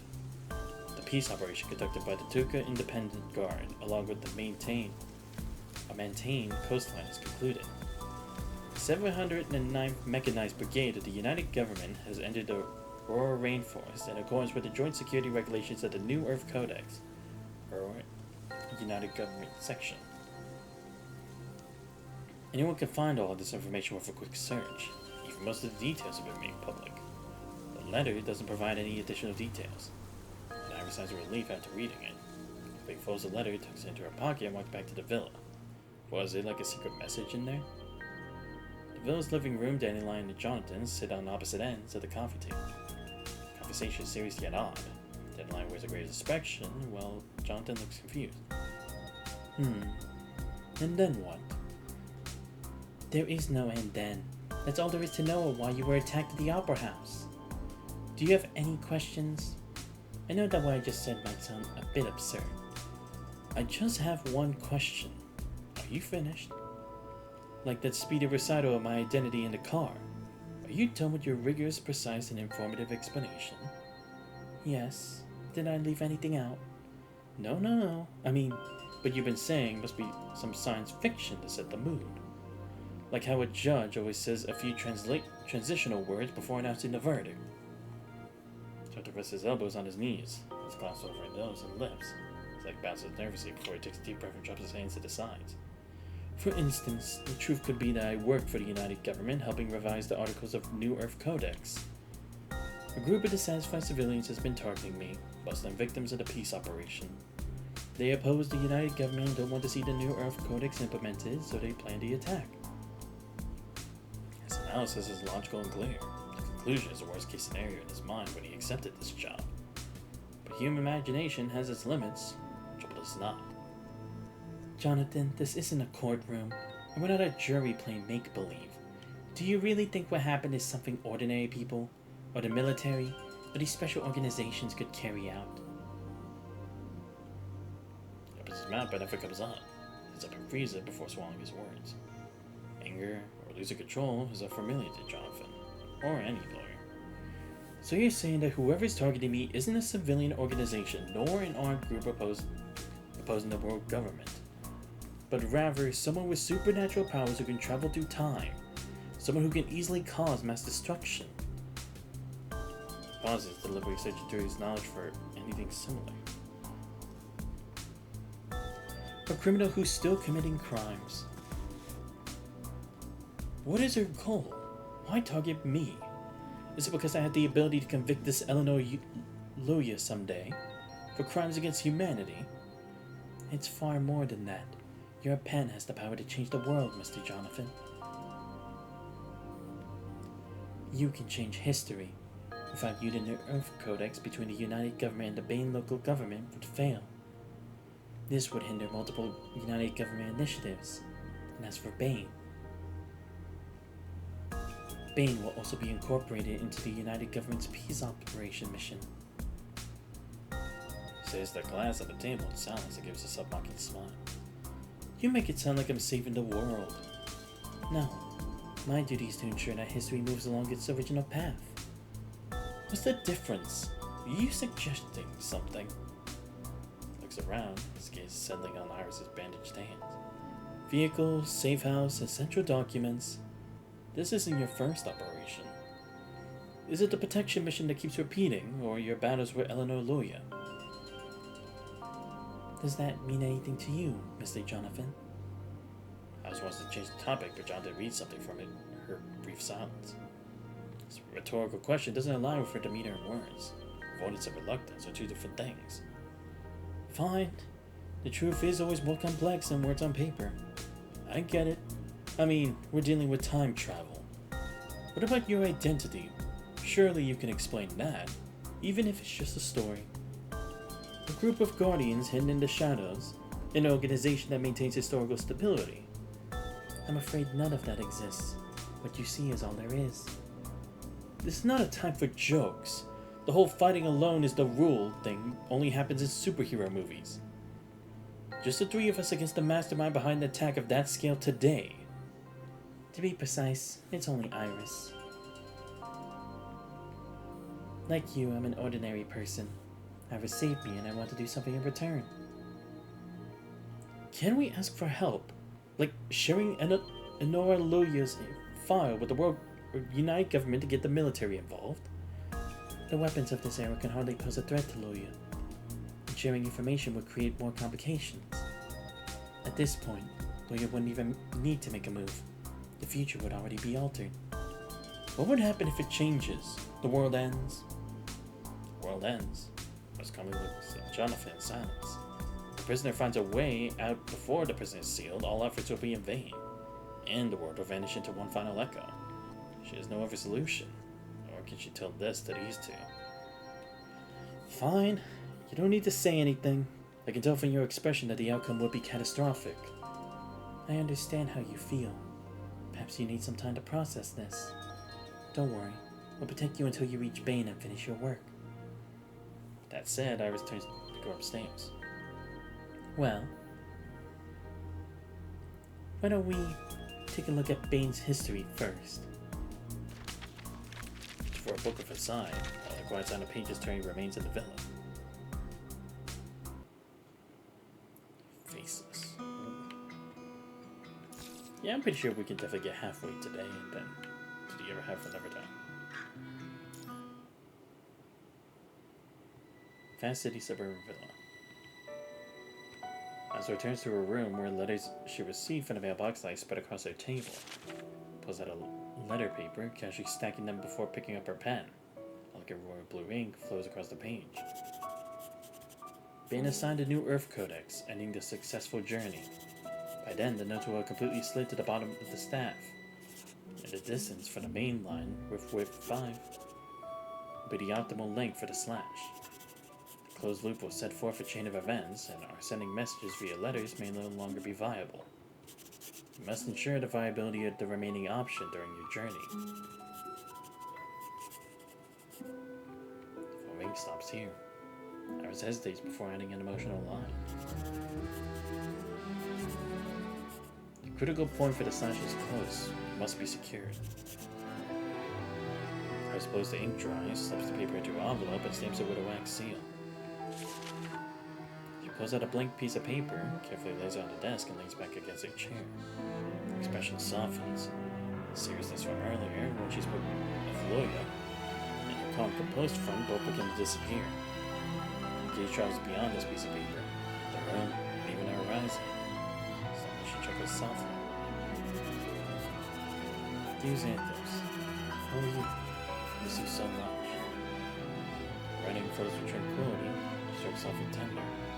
The air in the room seems to align. For a long while, the sound of her pen running on paper sees that the letter is finally done. Look at these words Iris is reading over and over again.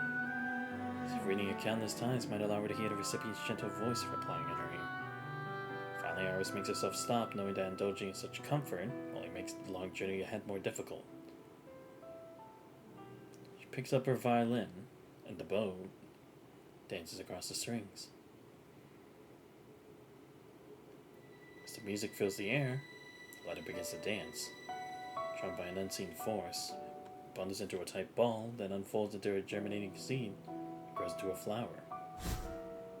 Pale blue light creeps up the paper flower, then vanishes with the last note, as if it were never there at all.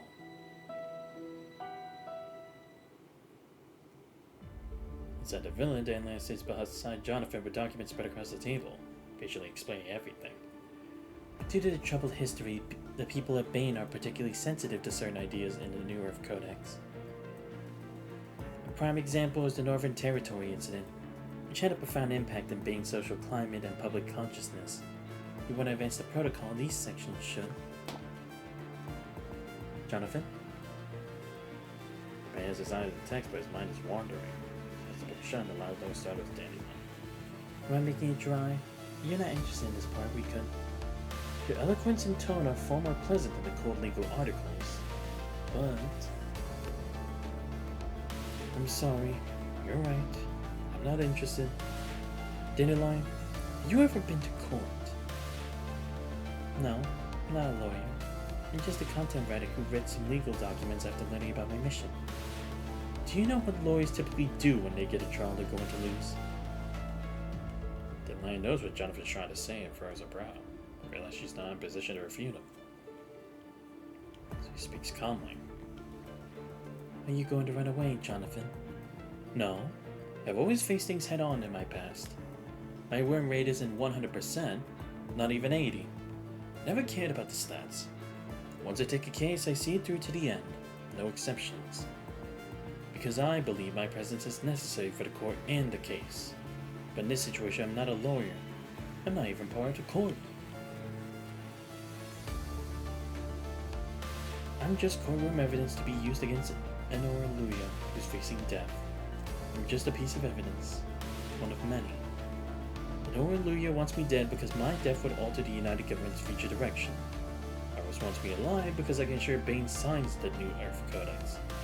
Ah, yeah, because, again, the butterfly effect, right? Because one little change can alter it so much. But yeah, I guess it would actually be even more dangerous because with the signing of a contract, it's like either they just like completely dismiss it because they assume that someone's trying to stop it and it could be one of the two parties, or that there would be someone else and they try to influence one of the other sides to change the conditions.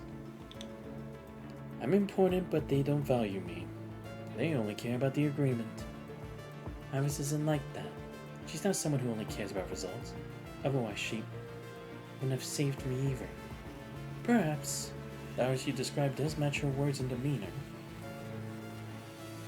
I don't know her past, but her attitude just now, I know it all too well. I don't get what you mean. She's like a lawyer whose case is approaching its verdict, so she needs to focus on preparing the material for the court hearing. Does knowing that mean anything to you, Mr. Jonathan? I can't see the full scope of this case. If we lose, the defendant will destroy not only the plaintiff and the lawyer, but also the evidence, and even the entire court. But from what she, or what you've told me, I can tell that Enora Luya just follows just two rules: destruction and murder. These alone make up her entire legal code. Disrupting history, mixing up time. What exactly does she want? I can't figure it out, and you don't have the answer. But no matter how I look at it, I cannot participate in a case with such a lack of transparency and high risk. You give up here, Bane will... Earlier, when Iris mentioned the possibility that the peace operation would include Bane, she glanced at Dandelion, giving Jonathan a clue to Dandelion's identity. Dandelion is from Bane, which explains why she willingly became involved after Iris saved her. Jonathan is not. For his identity as a lawyer, he's more of an ordinary person. I'm sorry. Mr. Book on Dandelion's lab stands up and takes out his phone, apologizing as he dials a number. Very grateful for your help. If you need any legal consultation in the future, you're welcome to find me, free of charge. If you need money, give me an account number. I'll donate half of my law firm's liquid assets to you, immediately. But now, stop beat the call connects. It's the United Government Legal Affairs Department, Operator K-144. How may I help you? This is Jonathan, a registered lawyer with the United Government Legal Affairs Department. Due to personal issues, I cannot continue with the current task assigned by the department. Please help me initiate the termination process. Please wait a moment. You are Mr. Jonathan, the consulting advisor for the Legal Affairs Department, correct?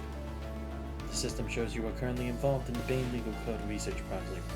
You will be traveling to Bane with the Legal Affairs Department delegation next week. You would like to end this task now, is that correct? His phone gives a slight nod after exchanging glances. Yes. Understood.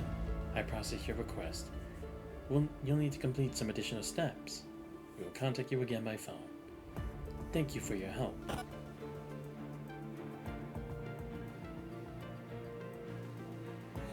For steps of approach as Iris returns to the living room, where it's not properly treated. Looks like Mr. Jonathan and Dandelion didn't reach an agreement. This is my fault. I'm selfish. I hope you don't regret saving me. Nobody should regret saving someone's life, regardless of what happens. But running away won't solve anything. As long as you're still in charge, the lawyer won't let you go. I've already given up on the task assigned to me by the United Government. No, I know it's not right to pass this disaster on to someone else. His hands freeze as he buns his sleep. But I'm innocent too. You're missing my point. If things could be changed so easily, Loya and I wouldn't be at the standoff right now. True, because they literally could just tell him to have done it already. But that's not the point.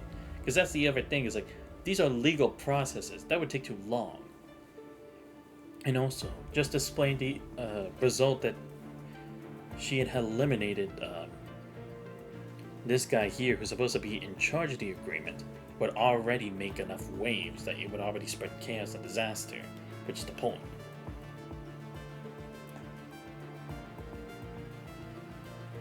The world has inertia. It naturally stays on the established path. It's change that comes with a price. As if to validate Iris's words off its phone rings. Joe, are you in trouble? I ran into something at the Dionysus Theater. We were attacked by an armed organization. Their resolve to stop Bane from signing the New Earth Codex is far beyond what we imagined.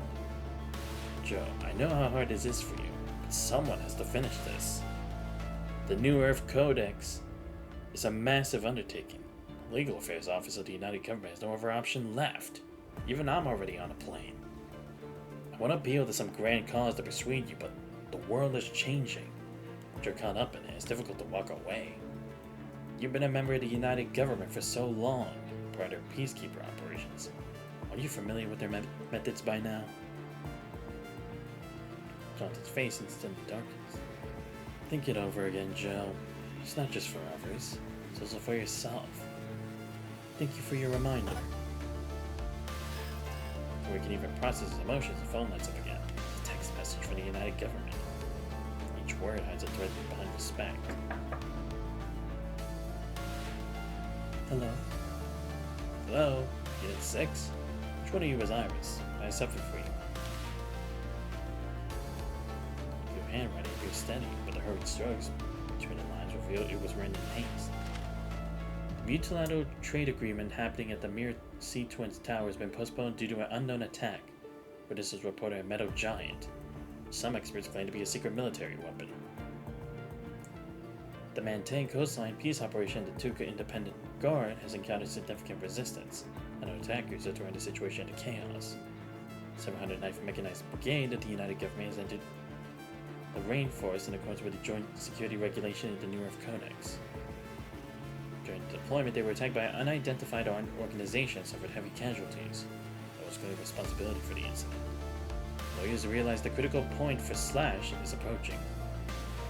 He's launched attacks against various nodes as attempting to break free. Oh, okay. Iris, what's wrong?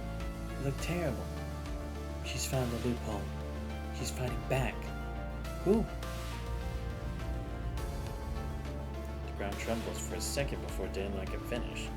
Iris turns her head, mechanical pupils start adjusting, and she sees something in the distance. Hallelujah. She's here.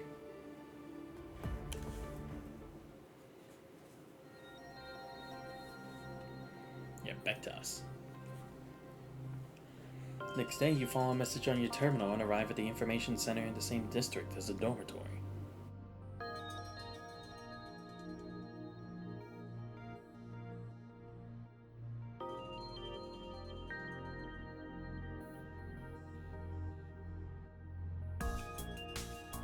Good morning, Commandant.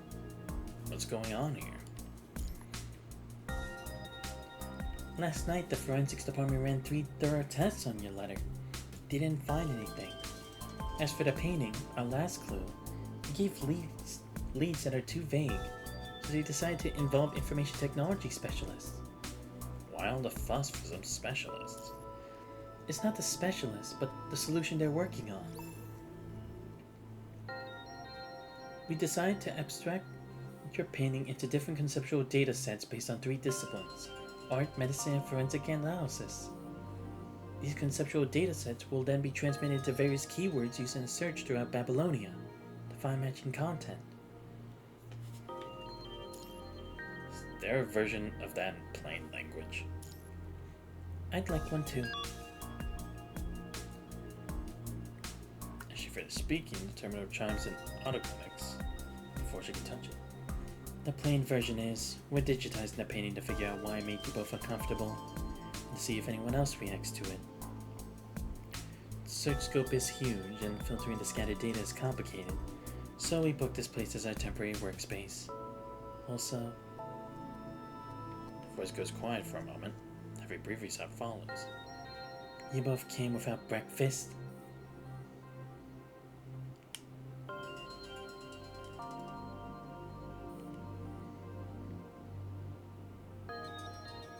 You enter the Information Center server room and see rows of wide monitors line the wall. Data cascades down the screens like waterfalls, whistle beeps hum rhythmically. The control center, petite figures curled up in an oversized chair. Looks more like an employee who pulled an all-nighter after a concert. How are you feeling? Oh no. All-nighters might be nothing new, but sitting at endless streams of data is clearly more tiring than playing Ultimate Bear Brawl in our dormitory. Your order of 2 cherry-flavored electrolyte drinks and 1 cherry-flavored milk tea has been accepted. Finish preparing your order. There's no need to hack into my terminal. I could have ordered for you. Because it makes me look more professional. Plus it helps me blow off steam. Whatever works for you. You reached any conclusions? My only conclusion is that there's something odd about what happened to you. We don't have enough information to form a theory. Fingers fly across the controls as she pulls up a user-friendly interface. Dozen files pop up in succession across the monitors. First of all, the painting.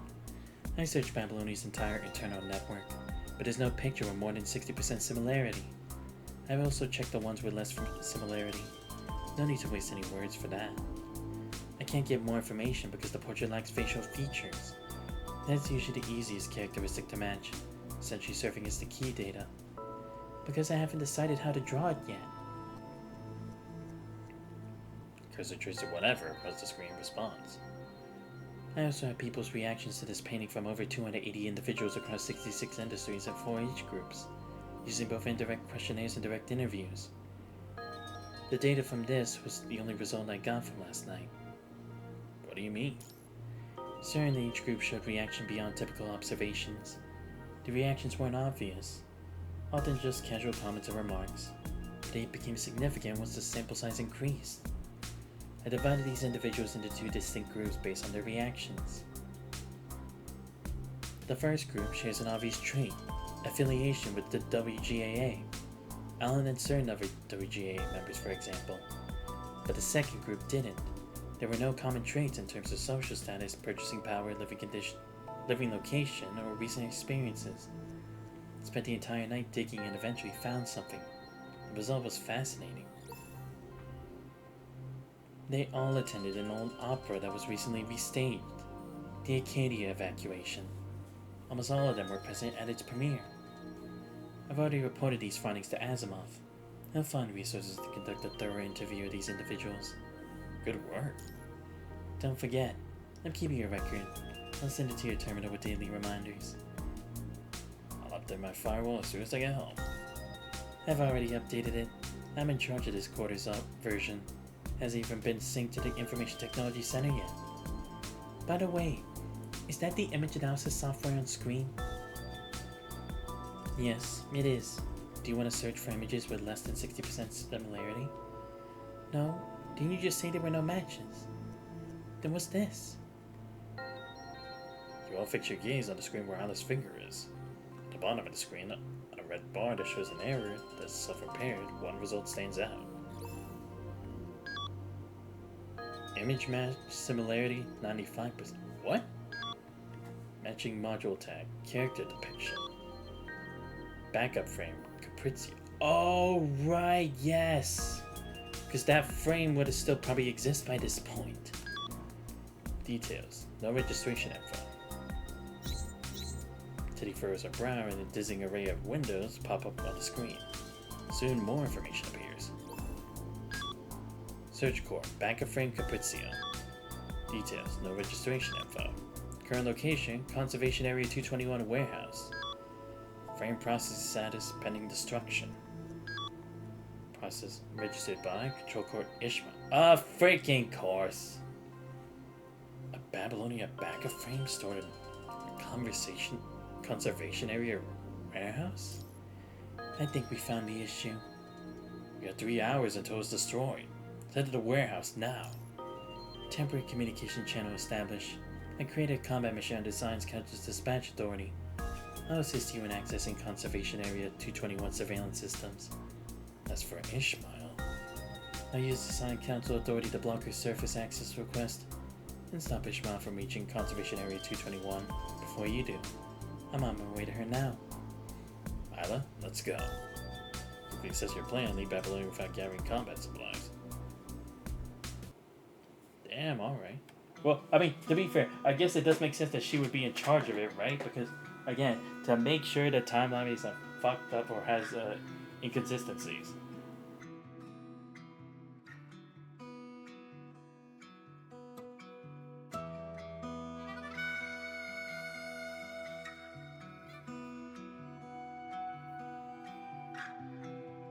Sorry about that. Just trying to get a piece of gum. Because, I just need some kind of flavor, and I don't have snacks today. I'll probably have to go out and buy snacks later this week or something. But that's something for me to do on my own time. But yeah, I guess because that frame would have existed, but it's like, why is there the need to not remember her anymore, right? Like, what caused that then? If that frame still exists.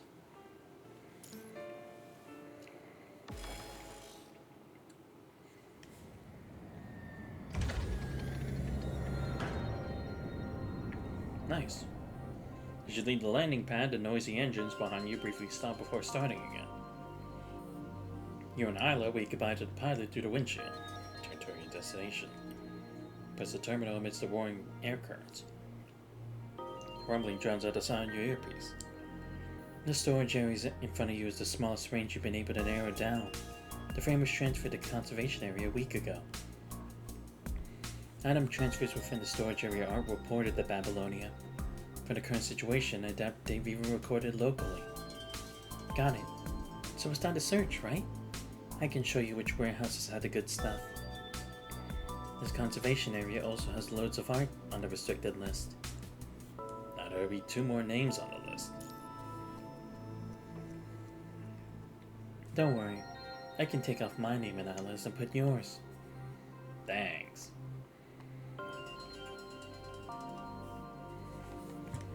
Uneasiness rises as you walk up to the doorway. Tenny, check our surroundings. Wait.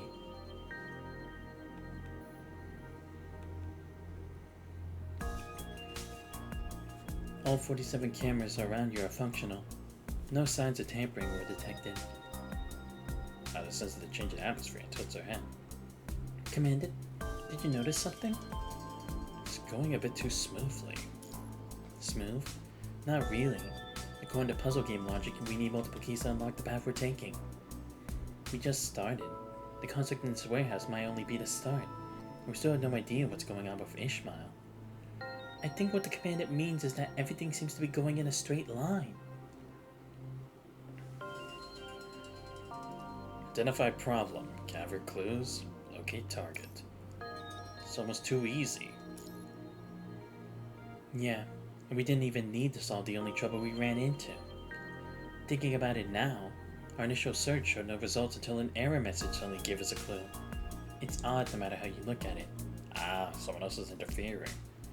Or moving us down this path. Potentially. Because in the problem, the voice in your earpiece grows more alert.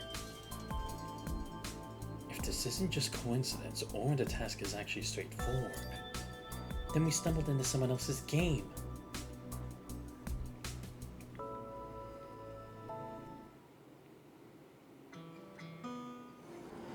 Time-stealing puppet. Wait, what? Ooh, okay. Oh, Violet gets to use the Isla Kaleido frame again. 指揮官、あれかしら。上に何かあるわ。あれが目標の機体ね。向かいましょう。Alright.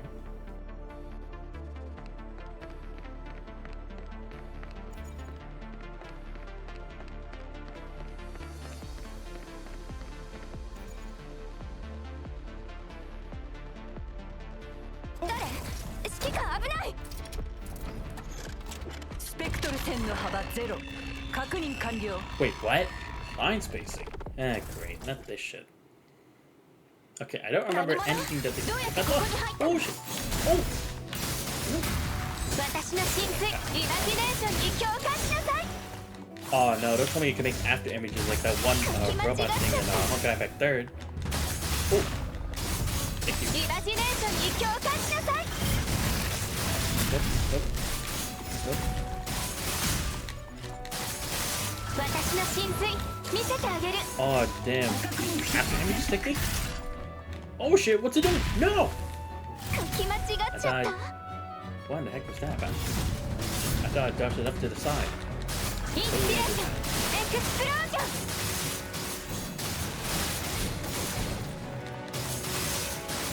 Nope. Nope. インスピレーションエクスプロージョン。キャンバス準備。この色で未来を塗り替える。書き間違っちゃった。私の神髄見せてあげる。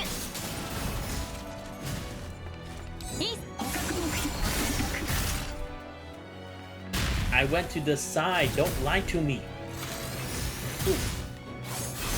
Oh my god. Nope. Okay, I'm not 私 getting の hit 神 this 髄 time. 見せてあげる。 Nope. イマジネーションに共感しなキャンバス準備完了。さあ今日付き合い指揮官手伝って。遠距離攻撃準備完了。私の神髄見せてあげる。キャンバス準備完了。当たるこの色で未来を塗り替える。捕獲目標を選択。イマジネーションに共感。しまった。指揮官指揮官。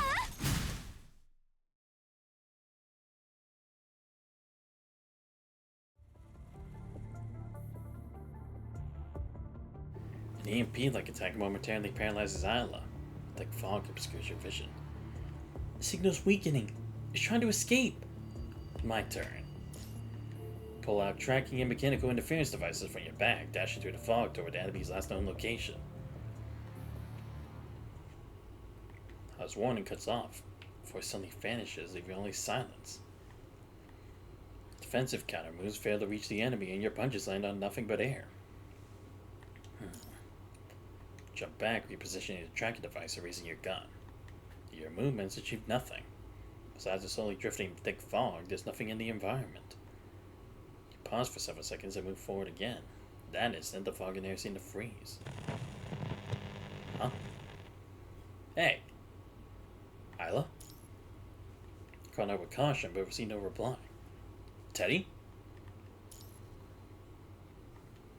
Who is this?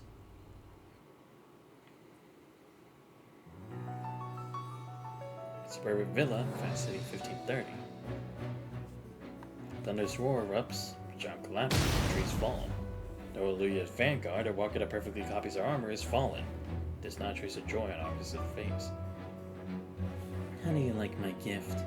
You didn't actually think your plans were flawless and I didn't notice, did you? When did you figure it out?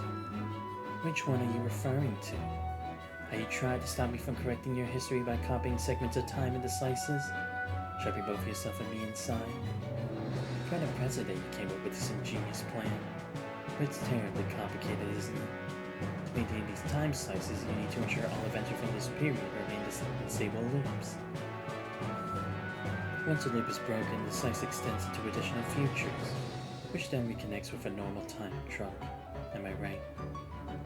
I was relieved at the words coming from the device.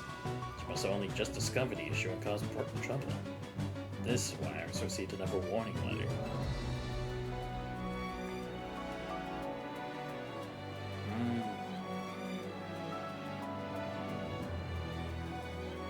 At least the real plan hasn't. I'm sick to herself, but the sarcastic words she hears next freeze her blood. I've known from the very beginning, since you dragged me into the prison at Abyss. But I still don't know where you got your time slicing technology. All our fights within these time slices are no different from those in the normal timeline, so my conclusion stands.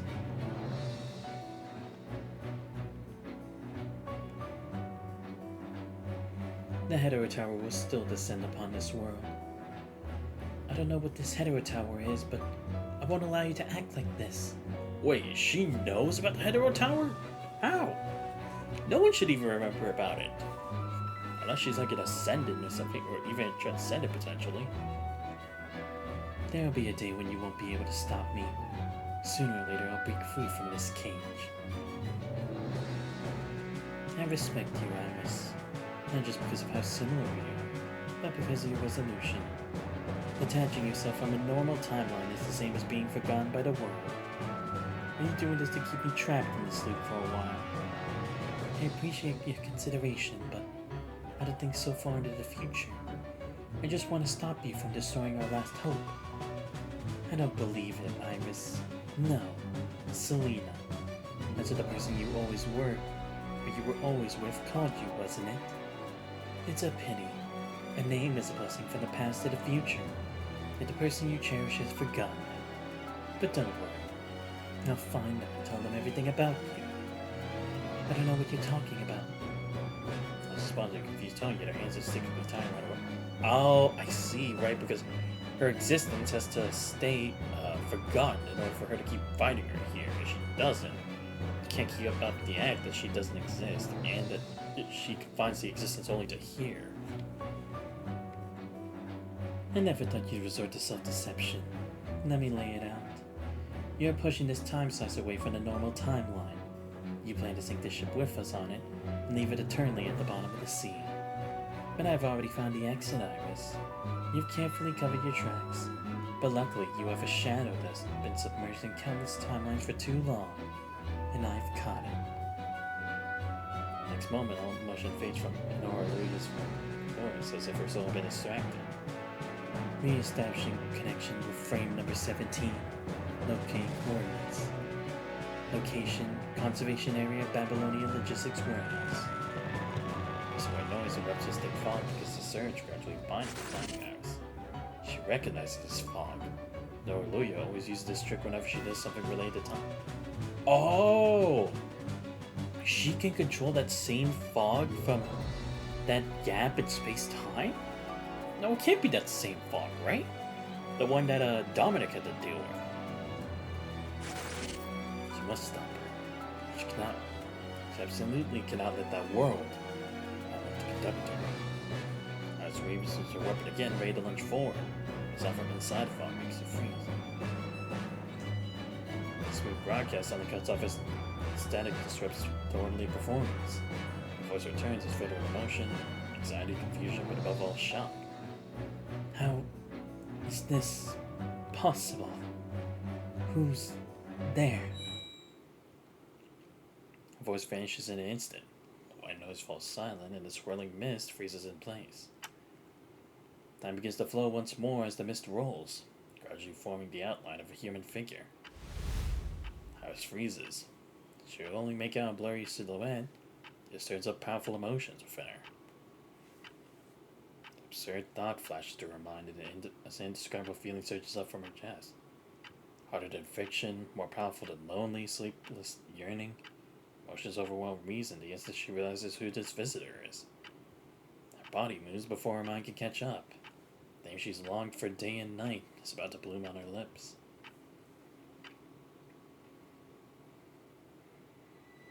Conduct. Get back. She's made with a cold and different command.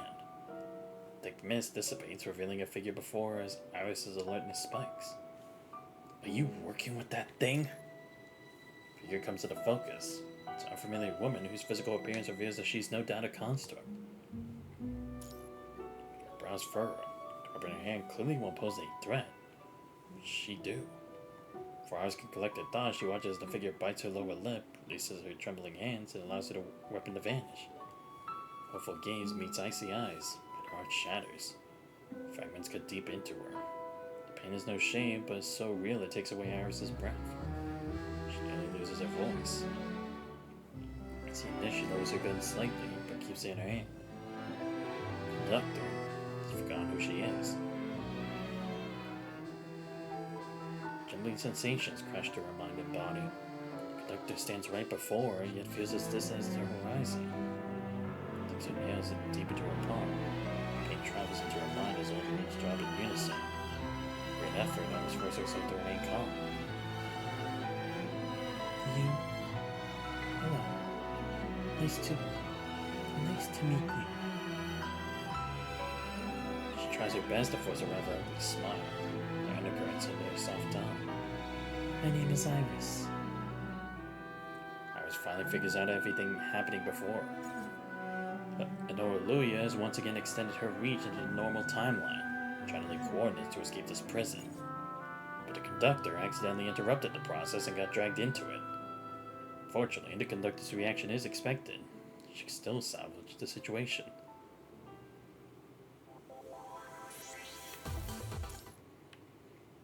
Understanding.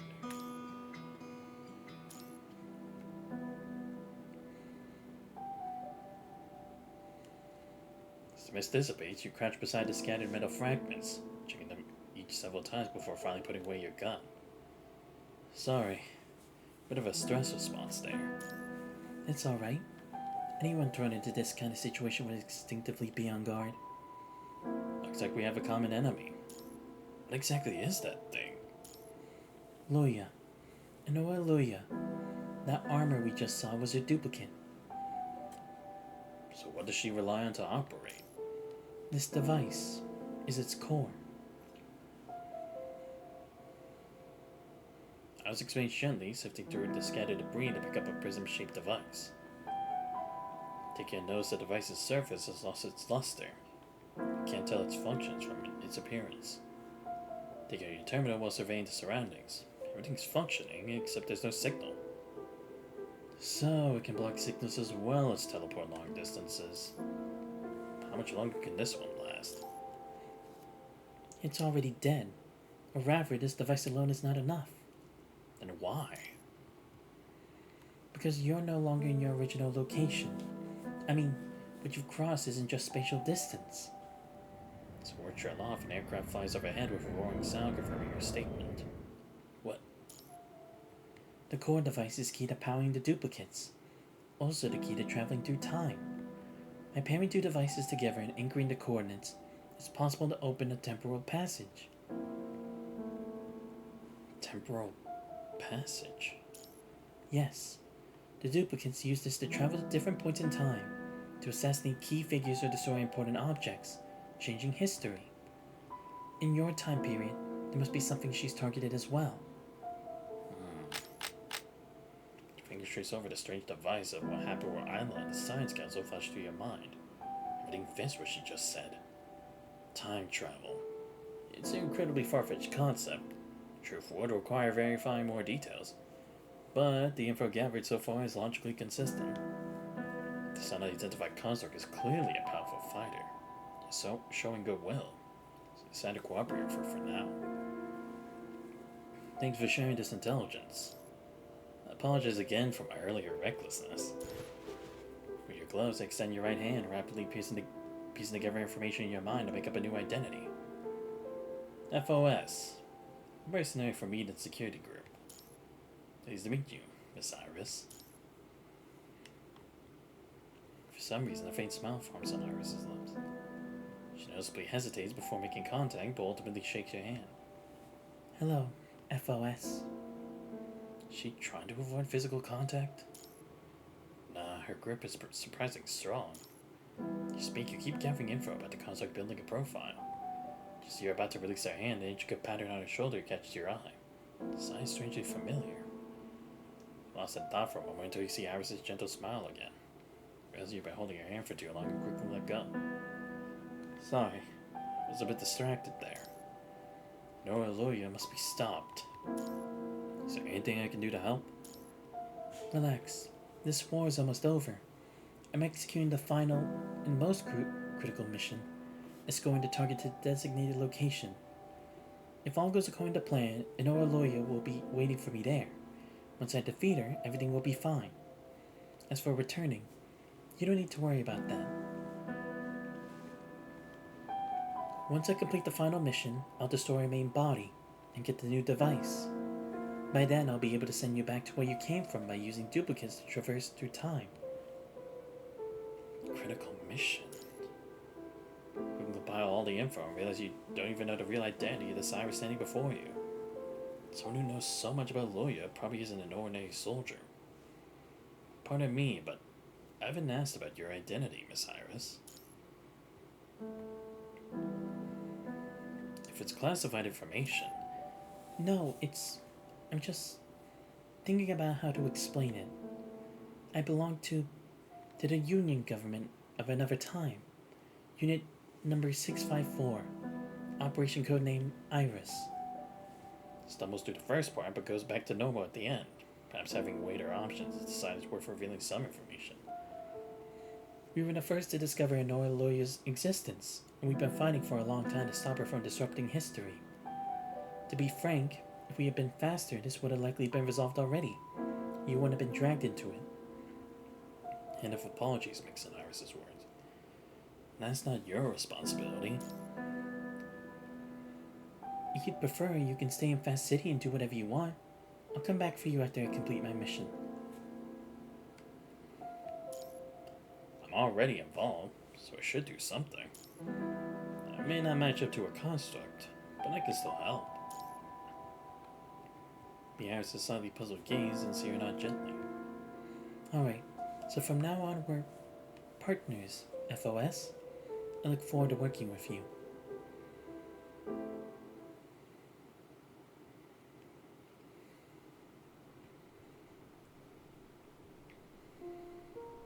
It's in the living room at the damaged villa with Dandelion and Jonathan introducing yourselves. As emerges from the kitchen carrying a saucer and a teapot. We don't have much here, but here's something to drink. I had no idea you had these here. I was too busy looking for Loya, so I didn't have time to. Gestures casually toward the sofa where you are quietly talking with Jonathan. They known each other for long? I suppose so. Longer than they've known me, at least. I just met them today. Quiet conversation is interrupted as Iris turns toward you, offering a cup of tea. Thank you. Careful. It's hot. What are you two talking about? We're discussing what we should do next. Should I consider myself lucky? You were telling me there wouldn't be reinforcements right before the attack. Because I didn't expect FOS to show up. Iris said you volunteered to help. May I ask why? It wouldn't have affected you. The situation, you probably already know, so why take the risk? I've already figured out who Jonathan is through the simple chat just now. He's a lawyer who's about to participate in the signing of the new Earth calendar. Well, it should actually be New Earth Codex, but whatever. Perhaps because he tried to avoid getting involved earlier, he cannot see why someone would volunteer to join in. Because Loya is changing history. And no one knows if we can survive once that happens. And I was a soldier. Before becoming a mercenary. I'm familiar with combat just as you're familiar with legal codes. Combat isn't something you should worry about. Alice and I will handle everything.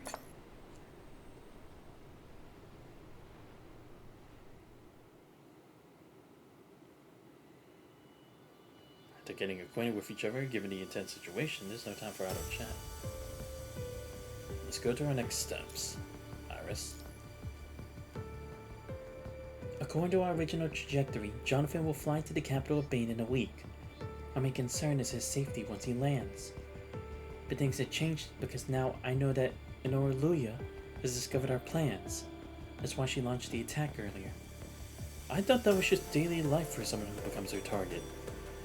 That's an exaggeration. According to our initial assessment, you should have been safe until you reached the capital of Bane. So now we need to figure out how to stay alive until next week. No.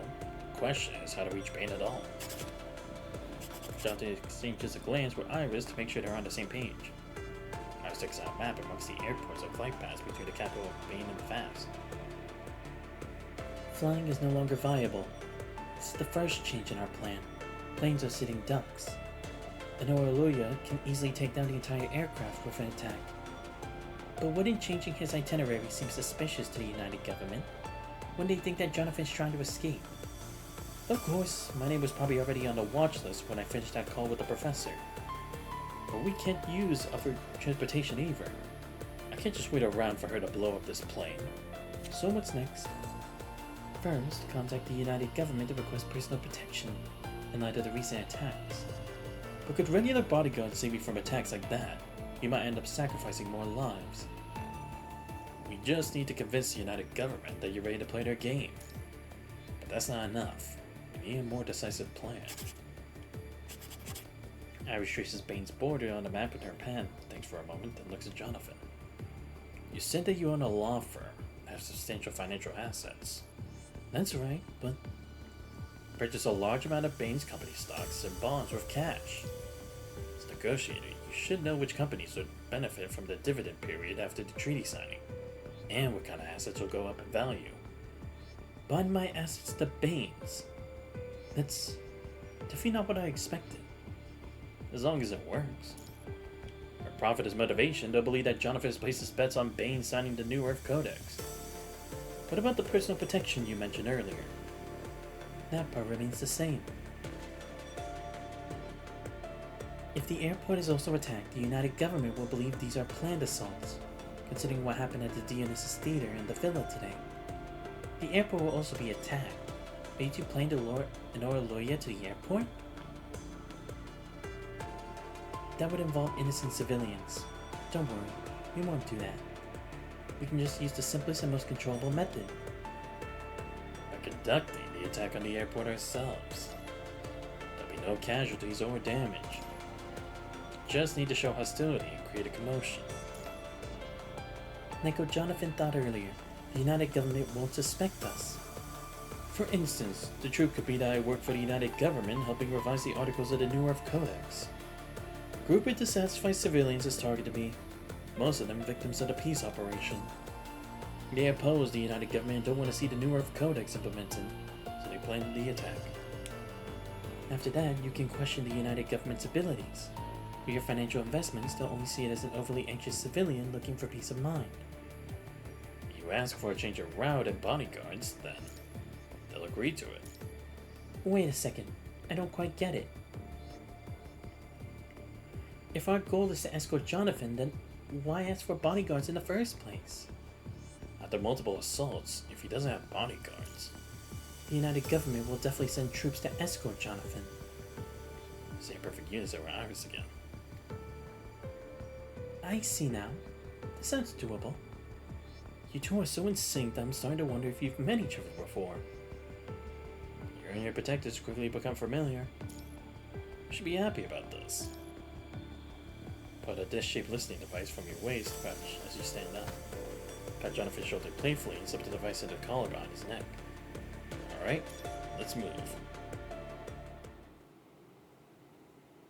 After discussing the operation, you split into pairs. Jonathan and Dandelion handle the finance. Iris and you prepare the tools and scout the location. Sit next to Iris on the train heading downtown for the suburbs. Iris closes her eyes as soon as she sits down. Looks like she's not about to chat. Take the hint, you reach for the Golden Age newspaper on the train. As you pull it out, you hear Iris's voice. FOS, what's your take on this operation? Anything is fine. I just want to chat. Like you said, if we get familiar with each other quickly, the operation will go a lot smoother. I'm surprised we're on the same wavelength. You mean choosing the airport as our target? That's the easiest and most effective approach. But that doesn't sound like an option you choose. Why? He opens her eyes amused. Doesn't seem offended by your comment, so he starts speaking your mind. I was concerned you pick a more complex approach. Like you use the intricate connections within the United Government. So you were surprised because I was very direct? You came across more as an artist than a warrior. Thank you for the compliment. I do enjoy writing scripts in my spare time. In my past life, or if my past self was writing this, I probably would have made the resolution process more complex, like you said. Until someone taught me a valuable lesson through their actions. Something enigmatic flashes in her eyes. Whoever I was referring to is clearly a born to her. Before immersing in imagination and beauty, one should focus more on reality. Art transcends life and is born from it. Yes, the reality is rarely as complex as we imagine. While art requires refinement, it's often too extreme. I've learned so much from these missions. The world I once knew only on paper has revealed its true face to me. I never realized how many details need to be considered, how many unexpected events occur, or that goals can be reached through complex or simple means, as long as you're willing to put enough chips on the table. When I understood all of this, I realized the flaws in my past creative work. I came to truly appreciate conductor's struggle. So Rita gaze, lowering her eyelids. Strange how candid Iris is being. She's saying that personal thoughts are basically a stranger who happened to meet on a battlefield. This conductor must mean a lot to you. Yes, someone very important to me. Gaze lingers on you briefly before darting away.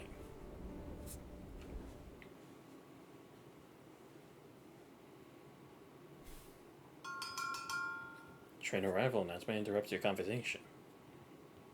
Come to think of it, you've never been to Fast City before, have you? In my time, the surface was nothing but ruins.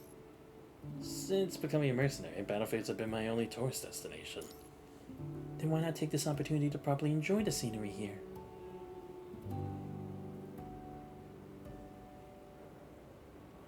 As we step off the train, Iris stands in the middle of the path and looks back. Some figure blends into the light shadow of the bustling city. The noises of peace that roar past the ears.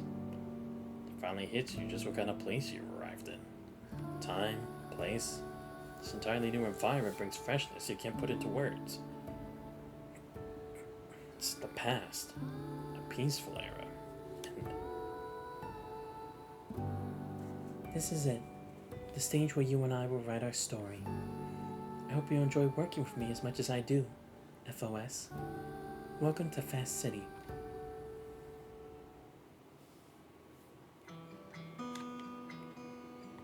Partner.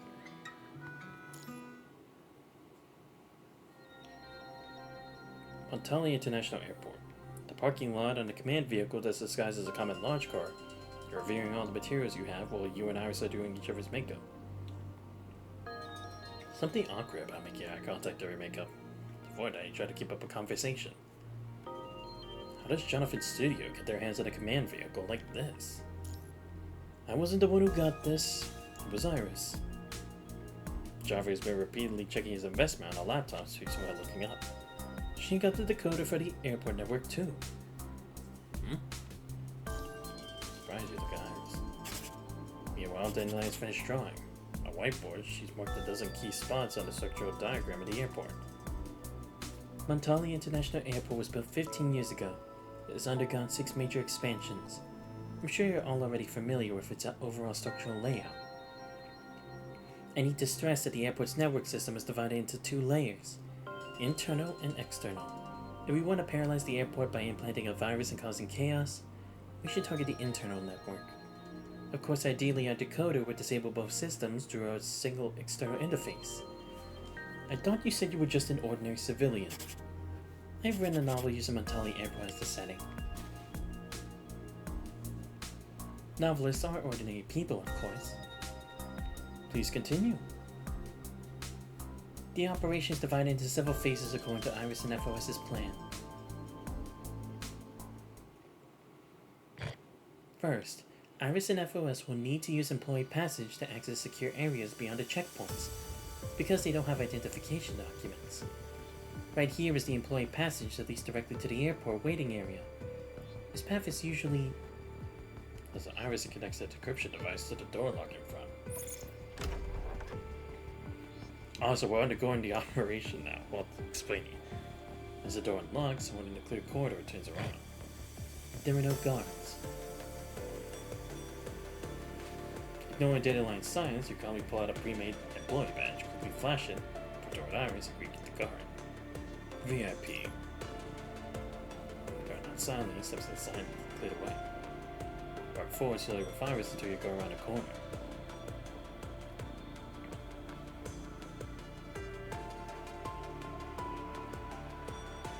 You see seem a bit nervous. Because we only had enough time to get one badge. There are too many types of uniforms for different sections. Trying to duplicate them might get us exposed. Oh wait, isn't this like what she's disguised as? Is this supposed to be like how she used to look back then? I don't know. I could be completely wrong. They just did it at random. I'm having trouble keeping up with you. You're such a bold idea. I can't believe it actually worked. Yellow letter work vest, clipboard, and signboard. These can get you access to almost anywhere in the world. Speak inside the clipboard into the signboard and fold them together, turn them into a briefcase.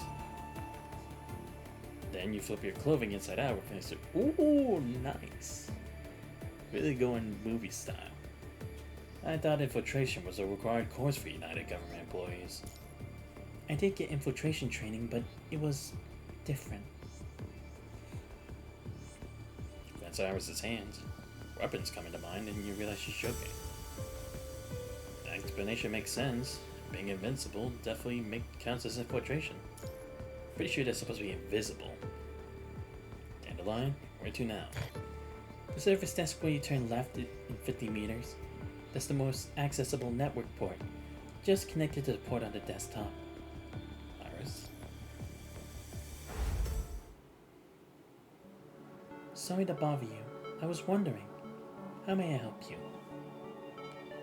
Excuse me. Can you tell me where I need to go for this flight? Oh, of course. Let me just finish helping this lady first, then I'll assist you. The flight attendant panics as two people ask for help at the same time.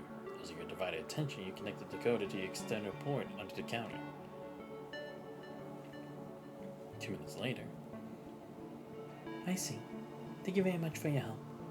My pleasure. Please feel free if you have any more questions. And for you. Oh, I've already found a check-in counter for my flight. Thanks. Read the QA pamphlet at the staff while quietly disconnecting the decoder. Oh, alright. Have a safe journey. And please feel free to ask if you need anything else. With a grateful smile, you turn and leave with Iris. Nice, using misdirection. Take out the hack device and start working. I say so. And how's that coming along? We need to plan our next move. See? I told you it wouldn't be that easy. We successfully infiltrated the system, but there's no intranet access on the interface. If we didn't fail, it's... Physical isolation. Looks like Mentali Airport has been attacked before. Dandelion? If it's physically isolated, we'll need to get to the staff area to find an access point to the inner network. I should warn you, security in the staff area isn't very strict, but there are multiple checkpoints. I looked this up when writing my article. That means our plan to use the employee passage won't work anymore. It's not as simple as getting by one guard. The risk is too high. You don't seem worried at all. Because I believe in you. I'm sure FOS can solve this problem. So time to dwell on what she means. Upon employee approaching, gently tap your earpiece. Is the checked baggage storage area connected to the staff area? I mean, the one after security screening. Let me see. Yep, they're connected. Are you? Excuse me, sorry to bother you. My friend isn't feeling well, but her medication ran out. The rest is in our checked luggage. To get a pill bottle from your briefcase and deliver her to the staff. We've already gone through security and she needs prescription medication. I'm sorry, but could you please help us? Oh, okay. Please, follow me. How's face discovered when I act agitated? Expensive attire adds to the story. Staff leading the way, you bypass several guards who would have otherwise stopped you. After going around several corners, you arrive at the entrance of the restricted area. Just ahead is the checked baggage storage area. I'm afraid all passengers must stop here. Please show me your ticket. I'll go and look for you. These eat this like a claw. As Iris catches the unconscious employee and props him up, search for his badge. Name Shuji, job title. Remembers the person's information, I just quickly surveys the inside. Everyone inside is wearing work or guard uniforms. I don't think I can go in with you. I'll go alone. you take care of him? Of course, but FOS? Look up on the ID to find her holding it tightly onto your hand. Stay safe. Now be careful. Serious expression seems odd. It isn't really a problem even if we're exposed before stirring up a commotion. Take off the jacket, put it on, change your briefcase back to its true form. Clipboard and a sign. Walk straight in. The rest of the mission goes off without a hitch. The right uniform and confidence, accessing a terminal connected to an airport's internal network is easy. So many devices requiring network connectivity, airport security really depends more on data firewalls rather than physical barriers. You connect the decryption device and successfully implant the virus. Now paralyzing their entire system is just one button away.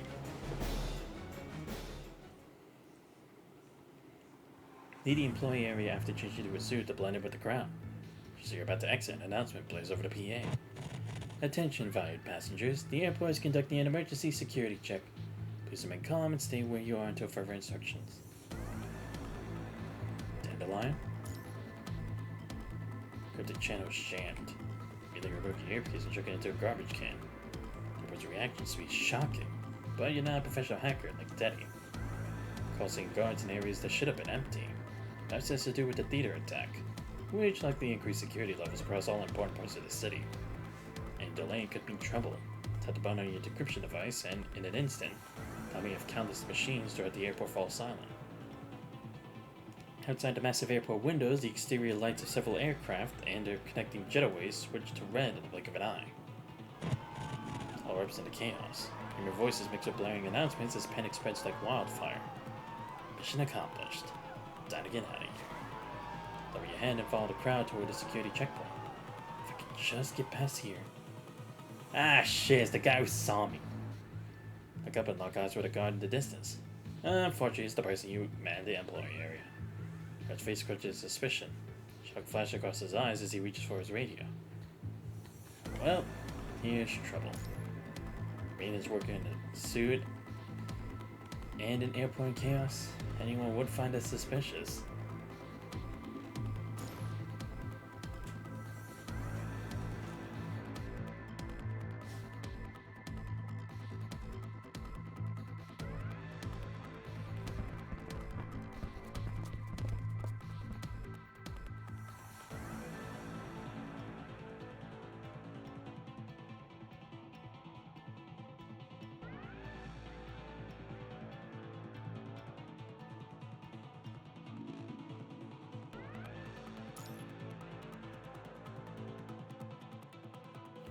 Unexpected events are happening faster than you think.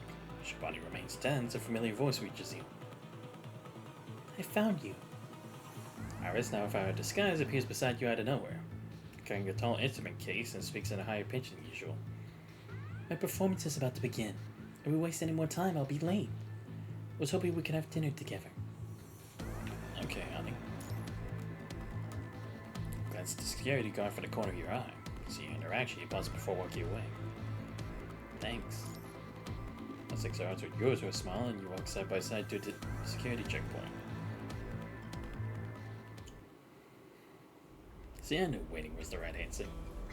Can't go back to the vehicle where Dandelion is. They've already left. Be easily spotted by airport police. After I get into another car belonging to Jonathan City and leave for the airport. He hands the steering wheel and glances at smiling Iris. You're in a good mood. Aren't you? We finished the mission. Who caused a commotion back there? A person Jonathan hired to create a scene. It didn't cause much damage, so the lawyers will get him out quickly.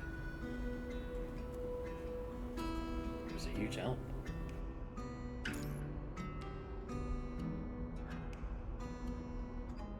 Also, your performance earlier was also...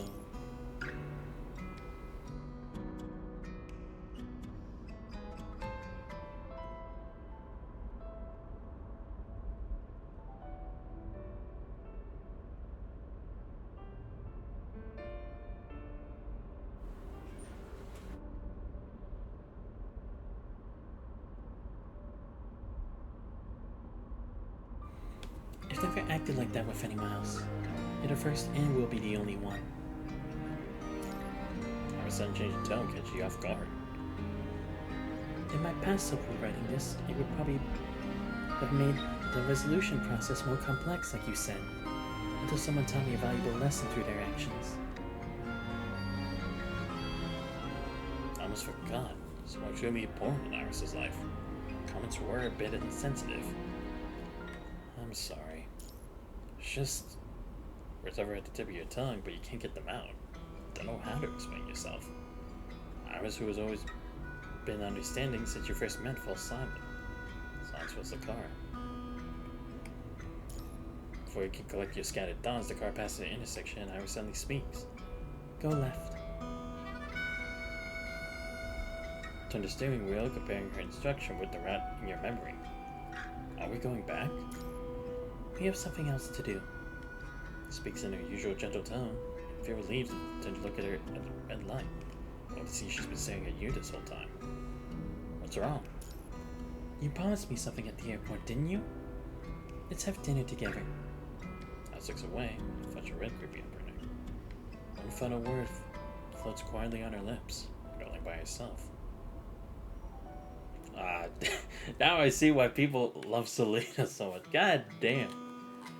Alright, let's keep going a bit more. I could probably do a bit more main story, so then next stream I can just do main story and maybe even some extra stuff. Commandant? Water spray from the fire sprinkler system, slowly dissipating the irritant gas. There were absolutely no relevant records in the conservation area of Babylonia, as if this guy appeared out of the blue. Over the comm, the sound of keystrokes slowed down.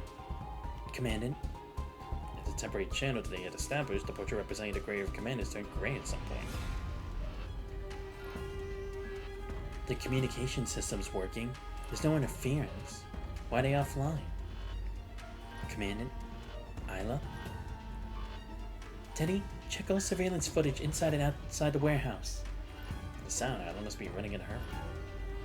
What's going on? Fingers fly across the controls and footage from 47 cameras show up.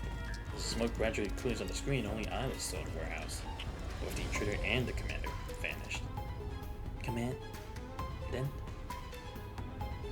The Grave of Commanders vanished right under Babylonia's nose, over the mysterious intruder. The military immediately forced a search group, but there's no sign of either of them anywhere around the warehouse. The engineering force checks all warehouse surveillance footage, but only finds a recording from before the smoke spread. Footage is identical to the one stored in Isla's records.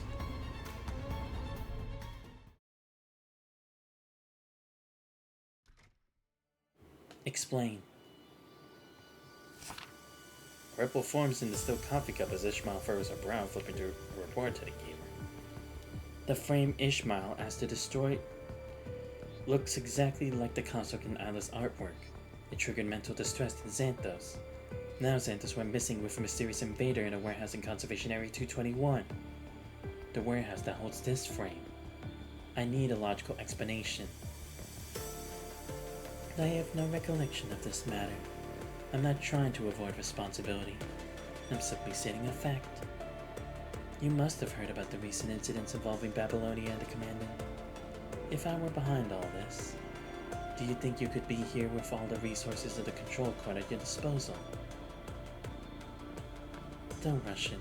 I'll look into it. But unraveling the full story takes time. She furrows her brow after examining the control court console before and realizing she isn't lying. The good news is that Babylonia doesn't have a mole. The bad news is that Ishmael actually knows nothing about this. So never did end. The task force inspected most areas in the warehouse and found no issues. We're headed to the last few gates. So, any updates on your end? It's great. Across the terminal, creating a harsh grating sound. The lead's gone cold. I'll keep going through the rest of the surveillance footage at Engineering Force. Has the Science Council found the origin of that odd device in the warehouse? The one they just found? They're on it. Asimov has asked for experts from Science Council Sections 1 and 2 to disassemble the device. It's codenamed White Noise for now. White Noise. Asimov notices a strange noise in the surveillance footage right before the smoke dissipated. My combat records picked up the same frequency. This can't be a coincidence. Got it. I'll go get a sample of that white noise frequency from Asimov right now. Okay, Right at another entry point. Contact you immediately if we find anything. The noise. Sound waves. It plays the surveillance records before and after the invader appears. Pulls the clips on the terminal and hurries to the science council. Ishmael sits down her cup and watches the ripples in her tea, distorted by the sound of the closing door. Ring upon ring like cages, ripples chop the phone inside.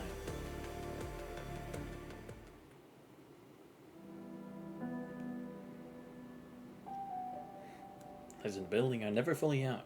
Researchers in white coats are always coming in and out, all day long. I copied the noise frequency you asked for to your terminal. Those old folks from Science Council Section 2 have been called in as well? You think this has something to do with outer space? I'm not sure. Not to broaden the scope of the investigation. He stands at the middle of the table at a device codenamed White Noise that was urgently transported to Babylonia. Section 1 has already used every method imaginable to disassemble and decode this device. They used existing technological tools to take it apart and attempted to decrypt it with the punching virus research. But it doesn't react to anything. Or rather, under specific conditions, it appears to activate, but cannot be used. I suspect. Mr. Asimov? These are the documents you asked for. Do you have a minute? The purple-haired girl puts the files on the table with a thumb. Timidly looks up with just her eyes visible as she glances at Teddy. Okay. Asimov gestures for Rosa to start talking while he piles up the data report from his terminal, checking the structural breakdown of the White Noise. As per Mr. Asimov's instructions, I retrieved some of the research directions stored by the Science Council for the Golden Age. Many of them are just papers, theories that only exist on paper without any actual research results. From there, I filtered out 8,791 research papers related to sound waves. Based on the application of white noise, I then narrowed it down. They're all published by the same institution.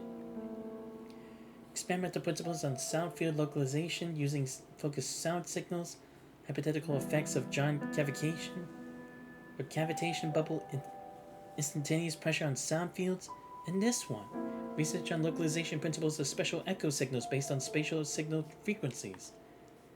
But everything's just theory, and the current Science Council hasn't restarted any of these projects. Smile's expression gradually darkens as he compares the main diagrams in the papers. Go get the Abyss project team's files. Rosa, having made the connection, lets out a hushed gasp and rushes to another lab. Tenebrion. Kamui special frame? It's research on Tenebrion as a special energy source. The latest technology is already being applied, but during a recent project report, we discovered their application progress far exceeded what was presented. If it happened once, we could explain it as an accident. When it happens a second time, something's up. Can the engineering force access surveillance footage around the Science Council? I need all recordings before the date of the report. Put a special focus on all ambient sounds. Yes, I'll request access right away. How far back do you need? At least 3 years. Before she gets past her confusion, there's a knock at the door. Forget it. Stretches slowly, walks by Ishmael who's entered the room, finds a corner to sit and starts working. The Science Council doesn't have time to comply with inspections from the prosecutor's office at the moment. I'm not here to represent the prosecutor's office. The gaze shifts to white noise placed in the middle of the table. That device is classified as a special item. The report has reached the president, so it doesn't require any approval. I apologize. You may not like me because of my identity, but I really am not here on behalf of the prosecutor's office. My frame can collect and reconstruct advanced data, so the military has asked me to help restore this device. Ishmael pulls out the statement signed by Nicola. Please. After receiving permission, Ishmael stands by the table, carefully examining the device. It looks like a large data reader, with several scratches from battle. His markings that don't belong to the current era. He reaches out, gently touching the base of the device with her fingertips. Dots of light shimmer as data flows out as pale blue rays, showing the internal structure of the device. Please help me. What do you want to do? I will... The girl looks up, in both with sorrow and determination. You have no right to interfere with what must be premiered. I won't. Cause and effect. Pale blue light flickers, tracing the device's exterior and internal structure. A researcher on the side quickly takes photos, trying to figure out how it should be operated. That's quite impressive for a data collection and reconstruction device. I'm done with the military's request. Is there anything else you need me for? Not at the moment. I'll send a formal request if necessary. Then I'll take my leave. The researchers finished documenting. Ishmael gestured politely before leaving the lab. A positioning device. Asimov's mind races as he studies the terminal's projection, the device's core components that Ishmael disassembled. If Ishmael's analysis is right and White knows is a data positioning device, then what he didn't say was the only condition to activate this device was to play that specific noise on the surveillance footage at a precise frequency while the device is powered. But if everything is normal, then why can't white noise activate again? Did this device actually teleport the Grey Raven Commander to another location? The task force searched every inch of the conservation area, but where's the commandant? Teleportation was never achieved even during the Golden Age, so where does this device come from? In other words, does this device locate only on a geographical position? As expected of Asimov, always asking the bigger questions.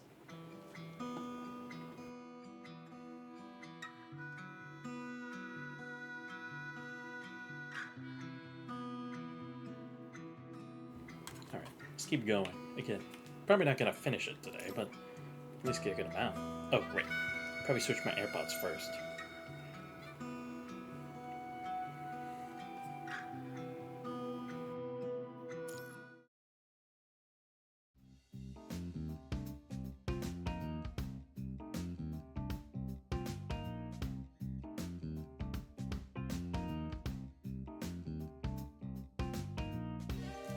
But yeah, I guess it actually does make sense why Ishmael wouldn't directly ask us for help, and why she's also not really getting involved, because this seems to be something like it's supposed to happen, right? Like it's the natural flow of time. Whereas what happened with the tower, that was just a special case in which she had to get involved. National News Agency. According to the Fast International News report on the 12th, Fast City Police stopped an earlier attack at the Montali International Airport. Criminals were caught after the first wave of attacks on the airport's network system. They were apprehended at the scene and airport operations were back to normal in just 2 hours. For more details, we turn to a special guest today, Mr. Otto, Commissioner from the United Government. This was an act of opposition against the New Earth Codex, without a doubt, but it crossed the line. Just like the early attack at the DNS's theater. Deadline leaves the store carrying boxes of supplies. As her eyes were she's the news and almost stumbles when Jonathan bumps into her from behind. Be careful. You're too close. Deadline puts down the box and across her arms in frustration as the news continues to loop in the background. Apprehended at the scene. They didn't follow up at all. FOS said the virus only ran for 10 minutes before self-destructing. Keep your voice down. We're in public. The news could give all the details to the public anyway. We don't even know what happened, but whatever it was, it's over. Whatever. It's fine as long as FOS's plan worked. This morning, the United Government already started assessing security requirements for employees like us. After I sent in all your names, they gave us permission to change routes and request escort personnel. Oh right, what happened to that guy who helped FOS by creating a distraction at the airport? He is proof for an acute stress disorder episode. The airport even had to compensate him. It won't affect his life. I can't believe it actually worked. I'm impressed. It's nothing. The one who really made it work is someone else. He stares straight ahead. Across the street, FOS and I wrestling against an SUV, taking inventory into the supplies. FOS is indeed incredible. I'm feeling jealous. Who doesn't want to be a hero? That's true. FOS was absolutely phenomenal during the airport operation. I didn't see it in person, but I bet it was just like something out from a spy movie. Oh my, wow, even they are already feeling it. That's crazy. I also love how like they can give points of like self-awareness in this game, but it doesn't feel like too out of place either. That wasn't the only time. Stingly took the call at the back of his neck. Never forget, the moment when FOS removed the listening device from there. Yeah, that's what I thought. I was like, why would I even need one to put on him if we're working together? It was more so that it was one that they were listening to him. Before the airport operation. Supper. With the operation approaching, Jonathan finds himself wide awake at night. Thoughts racing rapidly in his mind. Keeps going through all the events, wondering if he really must get involved. But the eyes of someone involved, how can he protect his own interests? According to law, never mind. No legal code was written for this situation. Knowing that he won't get any more sleep before dawn, he gets up to use the cold morning air to calm himself. Goes through his jumbled thoughts as he walks against the morning breeze. Accidentally wanders beyond the safety perimeter set by Iris. A group of monsters just like the ones in the theater appears. Jonathan realizes that Lawyer will never let him off it easily. He's straight too far from the villa. This distance, no one hears cries for help. Am I going to die here? As the monster closes in on him slowly, Jonathan's face shows nothing but despair. Move! Sharp gunshots ring out from the far end, drawing the monster's attention. FOS! The weapons provided by Iris are more useful than expected. Although you can't kill the monster, shot enough to keep them at bay. Let's go! Grab Jonathan by the shoulders and sprint frantically in the opposite direction. What are you doing here? Later. Jones can only scare the monsters, not kill them. But stay alive until Iris notices that you and Jonathan are missing.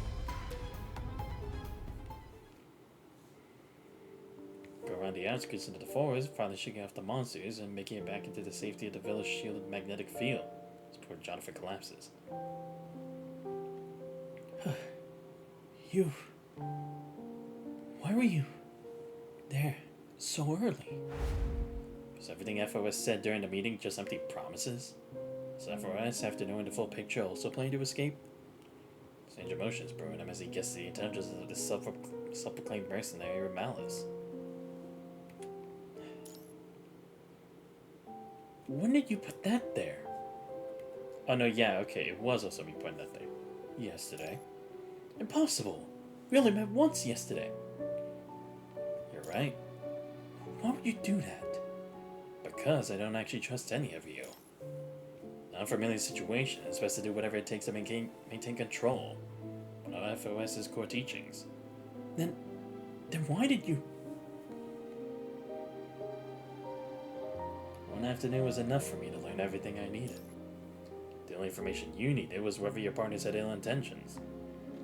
You casually crushed the listening device and took it into your pouch.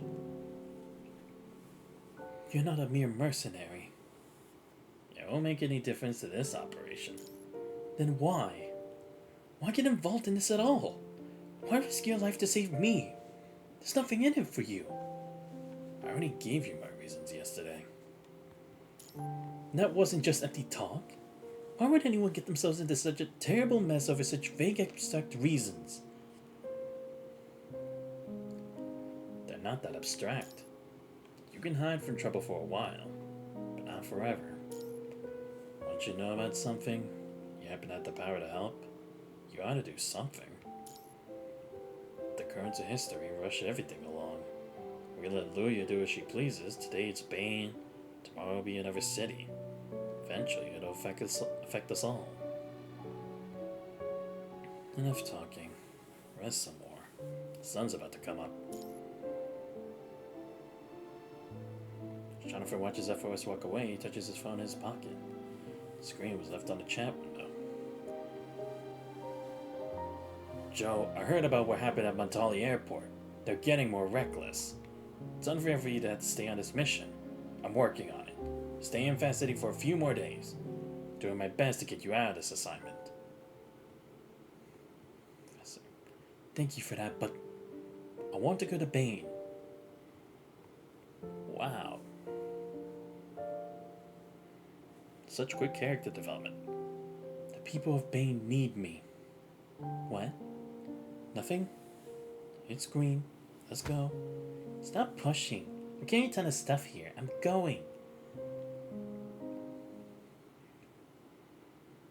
After Jonathan and Dandelion crossed the street and finished loading supplies into the off-road vehicle, they were here the other two discussed the operation.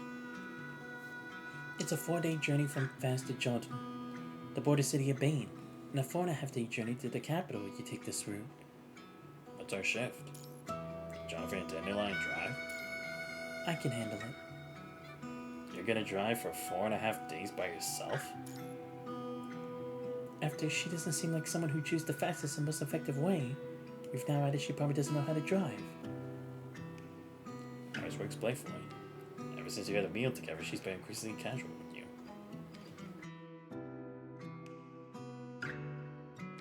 Well, that's...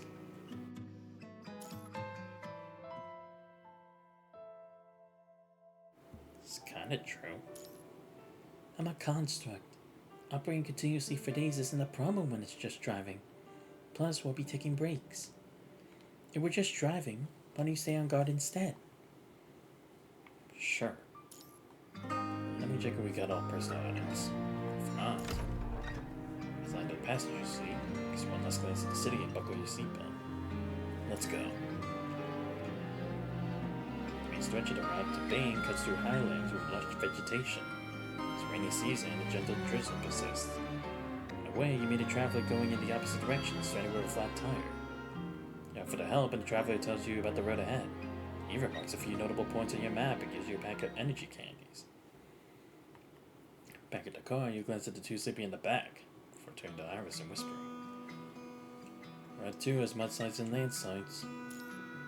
We'll have to take the Ever route. Route 4 doesn't have any supply points, but there is an abandoned service station. The car earlier marked on our map. Okay. Want some candy? Alright. But I need to keep my hands on the wheel. Alice keeps her eyes fixed on the road ahead without moving, as if nothing had happened.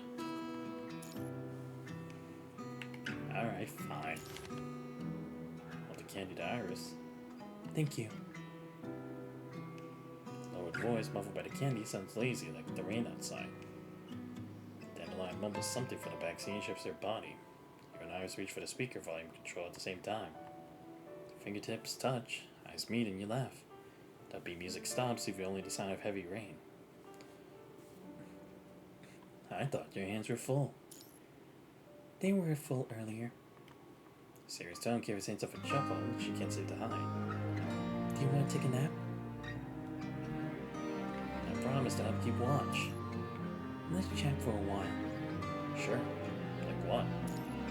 Like your interests, the kind of music you like, or what you enjoy doing. I'd like to ask you those questions too. You don't have answers? Do you not know yourself well? No, I want to ask you to answer these questions. Sure, I'll tell you. However many times you want. What'd you say? Nothing. Got candy stuck in my teeth. Casual conversation flows into the current of rain, falling among the highland trees as the vehicle rolls forward. As night falls, the four of you arrive safely at the abandoned service station on Highland Route 4. It was originally just a supply point, but as the route was built, it was expanded into a service area. The service area had the potential to develop into a small settlement, but the United Government's peace operation changed everything. When the Highland Route fell into disuse, many points along the way declined as well. House parks the vehicle in a spot with clear visibility where you can act quickly if anything happens. I had no idea there's so much to pitching a tent. I thought you could just hammer it in a couple of stakes anywhere and call it a day. That would have given you all sorts of trouble at night. Thanks for all the hard work. Jonathan and I will take care of dinner. We can't let you do everything. By the way, where's Iris? She's probably just walking around. You sound a bit strange. Jonathan, time to make dinner. I should have bought 2 boxes of instant meals. We're not in a rush now. Why don't we reward ourselves with some good food?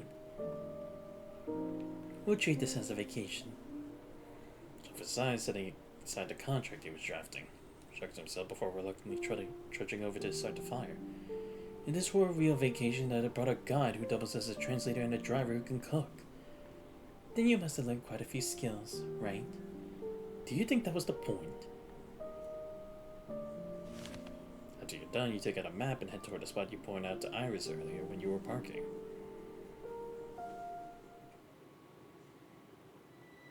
Go around some abandoned buildings and past a few rows of trees before your view suddenly opens. Before you is a massive rusty platform surrounded by moss-covered items. Old rubber piano stands silently at one side. Iris stands by the piano, her fingertips gently tracing the keys. She gazes at the tilted steel frames behind the platform that were probably supports for stage backdrops. The person on the road today said, Route 4 was first established years ago. They held celebrations in the service center. That's why you chose this route. The main reason was the landslide in Route 2. Can you give me a different reason? Because you probably haven't taken a break for a long time. You'd rather not, we can also. FOS? Yeah? Would you be my audience? Sure. Oh, it even shows me my eyes are closed. Let's go. Find an abandoned chair among the objects nearby. Carefully wipes it and sits down with proper posture. First performer is light itself. It's from behind Iris and shows under lush foliage. It looked like night only just descended. Next to take the stage is music. It rises from the aged yet powerful keys. The crisp notes echoing from the corners of the stage, elegant and graceful.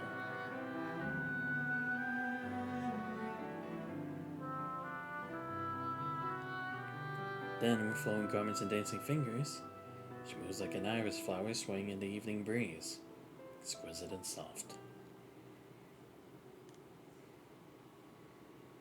As her dress rises and falls, the tenderness you've yearned for fills your heart, and the thin barrier between you disappears. Troubled thoughts vanish, and Iris' silhouette seems to be moving in slow motion. This might be more than just a mission. Maybe a pleasant journey to be savored. All beautiful things that just come to blossom. All the romantic stories still have time to unfold gradually.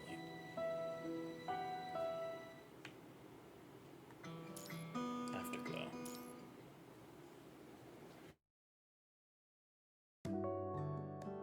People cherish beautiful moments because they are fleeting, unlike the trivial events of daily life. As the sun rises on the horizon, this journey approaches its end. Standing on the hillside with binoculars, you see a city that looks more like a town on the edge of Bane in the distance. Let me note down the supply list first. Trying to get everything within 1 to 2 hours after entering the city. Shall we rest for the night? I think FOS is worried about Eno or Luya making a move first. Jordan City is almost a day's drive from the capital. Would she set up an ambush there? She may not set up an ambush, but she'll definitely have scouts in the area.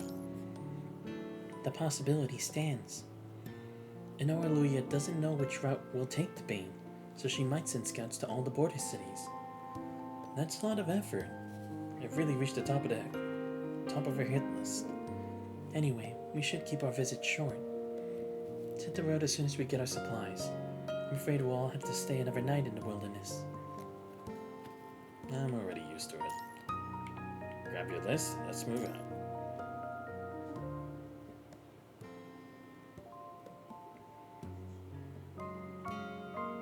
Having finished gathering the supplies and picking up some extra desserts, you leave the market and head back to the car. Just when you're about to call Iris over to try some treats, you freeze with your hand in the air as you approach the window. Words stuck in your throat. The amber glow of dusk and tree shadows dancing, she lies asleep in the driver's seat. Left hand is in a natural position, as slightly furrowed brow gives hint of distress. You can't hear her breathing through the window, but the regular rise and fall of her chest shows her distress.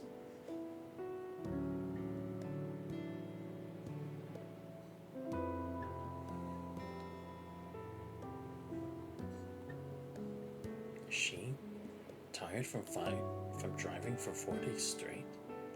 Absurd thought surfaces in your mind only to be quickly dismissed.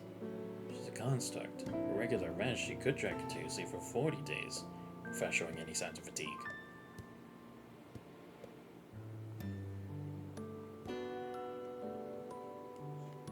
What's making Iris doze off is probably the countless 4-day stretches she's endured day and night, beyond your knowledge. The saw you set down the supplies and used the phone you got in fast to send Jonathan a message. Push your hand against the car window and after hesitating, take out the keys. Open the door with the least possible movement, fasten the seatbelt and lift Iris from the driver's seat. Iris's reaction makes you think she woke up because the construct's senses are far beyond that of a human's. You can't tell whether Iris is truly exhausted or if it's something else, but to your surprise, she stays unusually calm in your eyes. Even her furrowed brow noticeably relaxing. Carefully place her in the back seat, then lean against the closed door, gazing at the evening glow at the horizon. How long have you been fighting? Who exactly are you? Time floats amidst whispers and sighs. Soon Jonathan and Dandelion come out from the supermarket and approach the car. Signal for the two to be quiet. They're confused, but they line their footsteps. He puts the back of his hand and lowers his voice. I got the earmuffs you wanted. Here. Thanks. To get the earmuffs, carefully open the car door and put them on Iris. Jonathan and Dandelion see the sleeping Iris and move more quietly. You take the driver's seat and after a short pause, pour a cup of warm water and pass it to Dandelion. Put it next to her. Just the sun visor and rearrange the shopping bags of the car to shield the sleeping Iris from the last trace of the sunset. Start the engine. The car drives in the sunset. Soon both Jonathan and Dandelion fall asleep, leaving only the gentle vibration of the vehicle in your senses. You drive for a while until the candy in your mouth dissolves. She's about to get another, and unwrapped candy appears. A pair of arms wrap around your neck from behind as Iris's voice appears at your side. You can sleep some more. Who carried me to the back seat? Your voice still sounds drowsy. She leans forward, resting her head on your shoulder. Dandelion. I should have woken up ages ago. Dandelion might look gentle, but she's always been rather rough. But softly against your ear, look playfully, breath gentle and warm. Iris keeps leaning against you, swaying her head while humming an unfamiliar tune. Joseph keeps up with her melody and lets out a yawn. Pull over. It's fine. Get still. I want to get out and stretch my legs. Brings her head back between her arms, making her voice sound muffled. It's getting dark. Sure.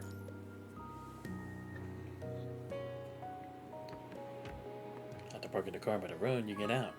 Iris stretches, notices you watching her and smiles with a playful wink.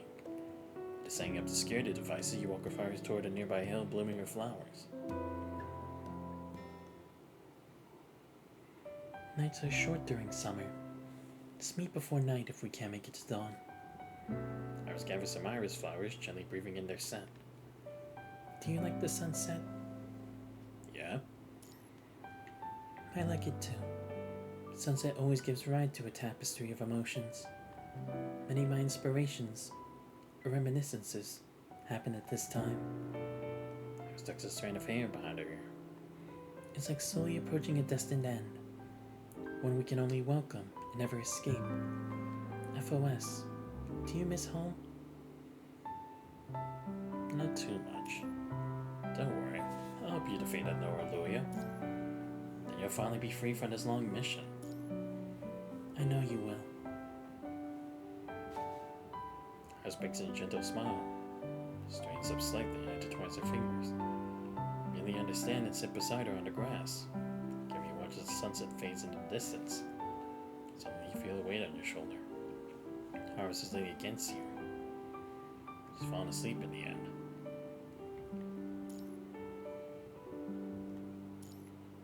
Watches the sunlight slowly recede from her face. Good night, Iris.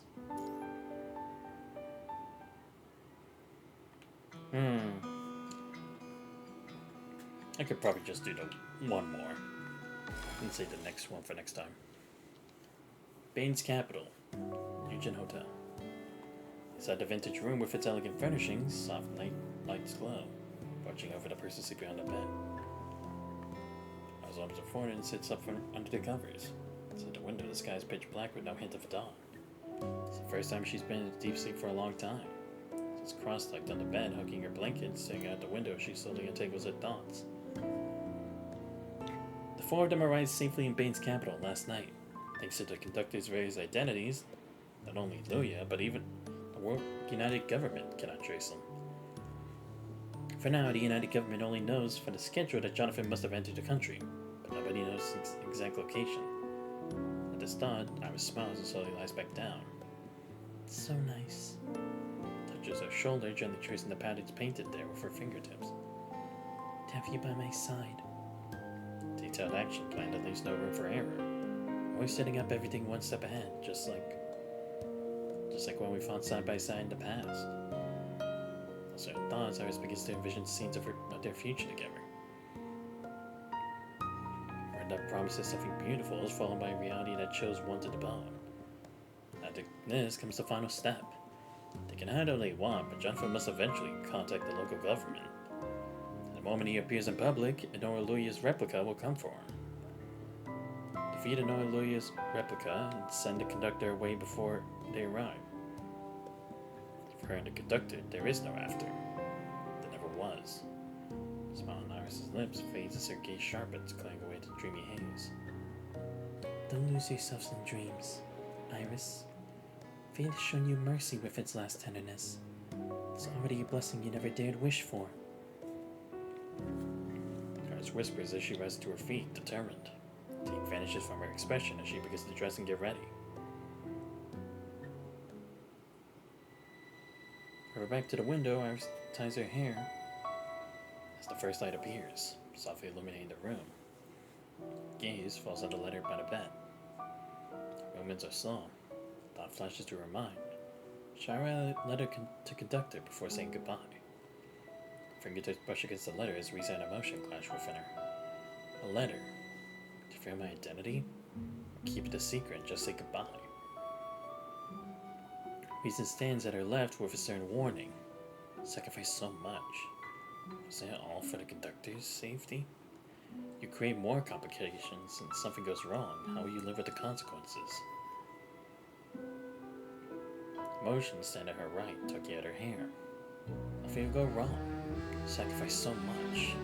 Don't you deserve a place in the conductor's heart? Or to leave a tiny trace? To live without it? When she's gone to conflict, another doubt surfaces. She were to write. How should she sign it? Should she write as Selena or Iris? A very faint knock at the door moves. Iris, you awake? Sorry, FOS. Please give me a moment.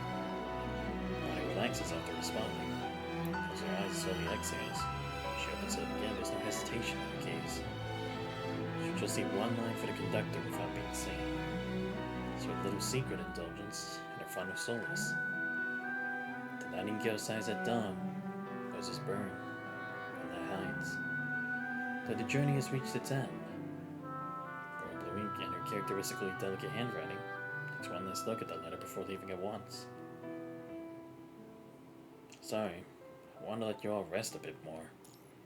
But Jonathan needs to report to the local government soon. Based on our current intel, here's what I'm thinking. After rambling on for a while, you finally notice Iris isn't responding. Come to see her staring at you, motionless. Iris? The dawn that clings to time. The mirror where farewells are whispered. Her gaze remains fixed. There's no attempt to explain herself, only offering a faint smile. I'm listening. Please continue. Alright, here's what I'm thinking. Taking a strand of hair behind her ear, Iris's gaze grows increasingly intense as she stares at the person before her, trying to bring her image into her eyes. My love, please forgive me. But my love, please don't be sad.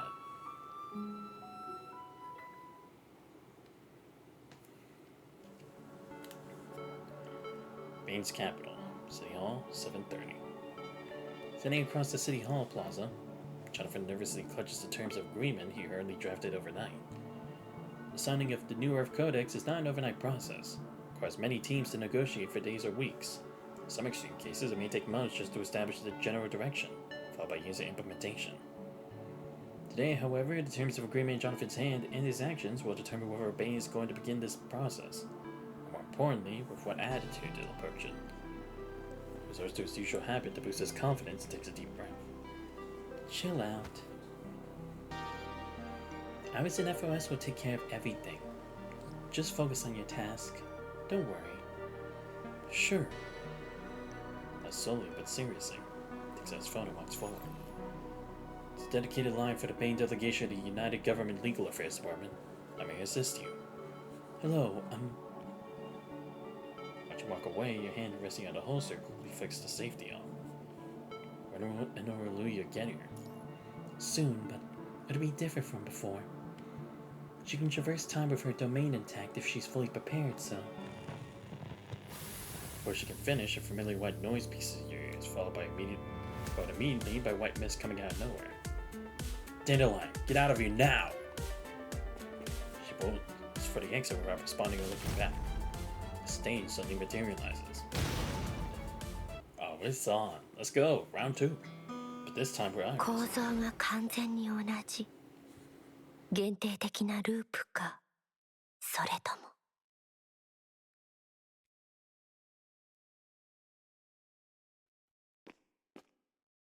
すべてのレバーが機能していません。まず制御室を見つけないと。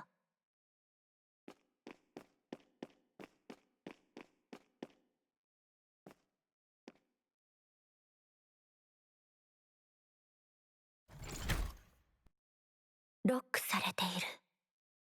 セキュリティシステムも復元されたのでしょうか。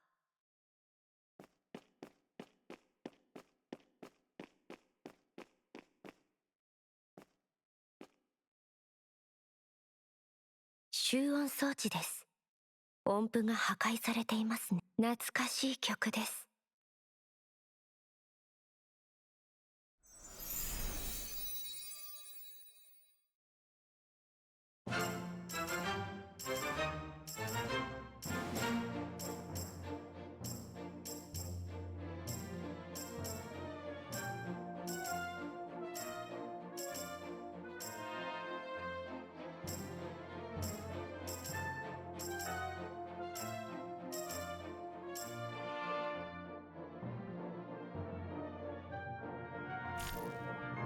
I know I don't really have to restart again, but I'm gonna just do it just cause. Felt like I definitely could have done that much better. So yeah, let me just skip, and then let's try that again. 構造が完全に同じ。限定的なループか、それとも。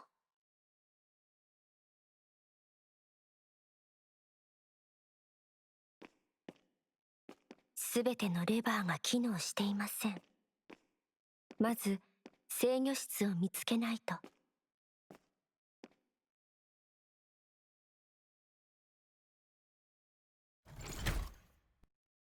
ロックされている。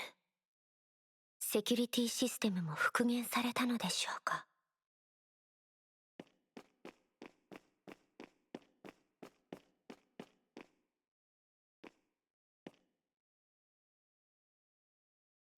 懐かしい曲です。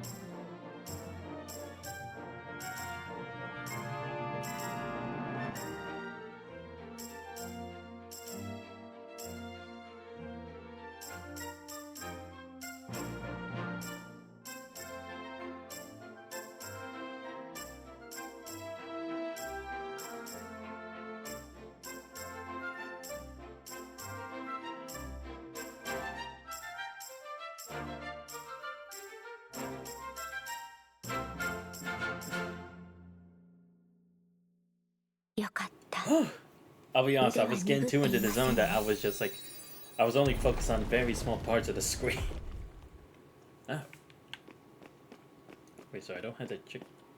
向こうが制御室は Okay, I see. So that's what I'm supposed to be doing. Gotcha. And they broke that here, of course.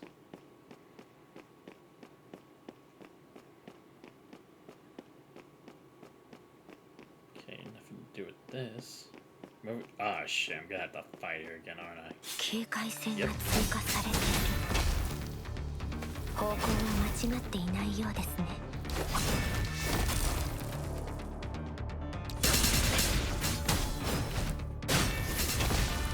こで転調し、星屑にこの曲を捧げましょう。ピッチがずれました。私もオーバーチュアはここまで。ライトモチーフを奏でましょう。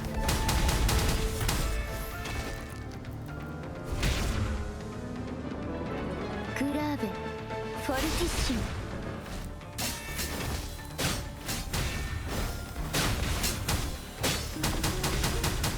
えい。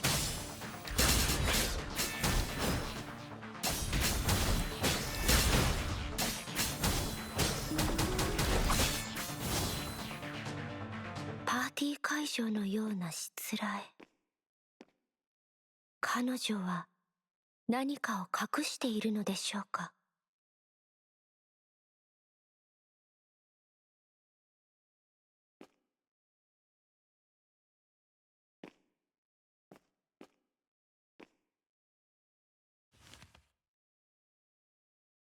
Complaint message. How many times do I have to tell you? Don't open the new arrivals. Put them in the warehouse behind a wine cabinet. Okay. Guess I know what I have to do. So let me check if there's something else I'm supposed to interact with. Oh. I probably need something to open this, so I actually do have to check back there, probably.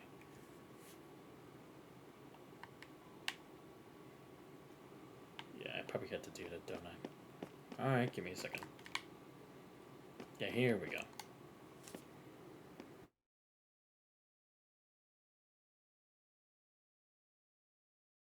これは秘密の部屋。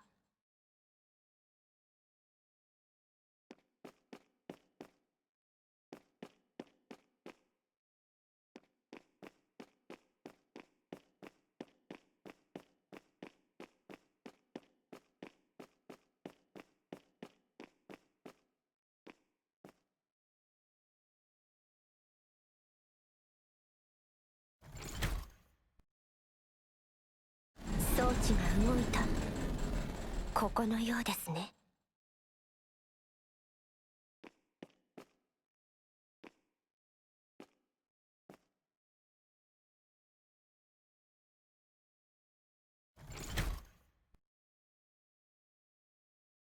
これでもう大丈夫。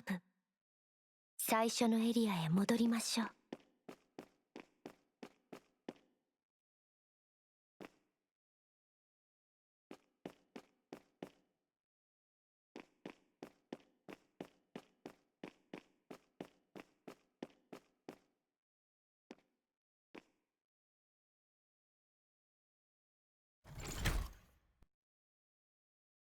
ちゃんと動くようになりましたね。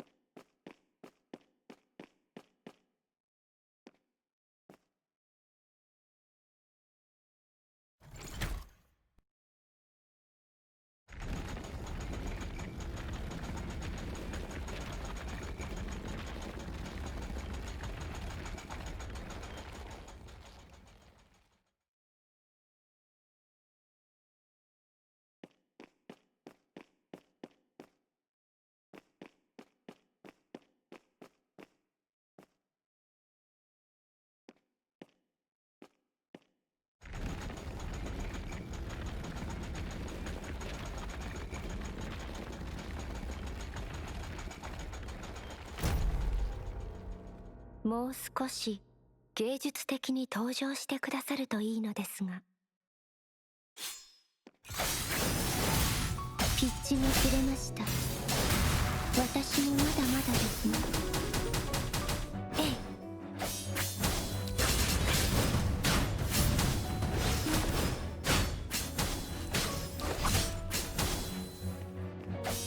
ここで店長保守的にこの曲を捧げましょう。捕獲目標を選択。即興に火力制終幕のカーテンコー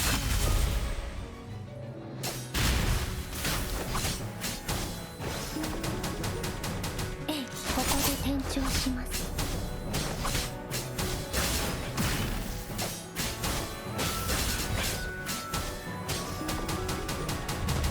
観客に制して退場なさい。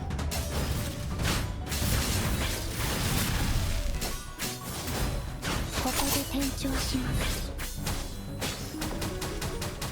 えい。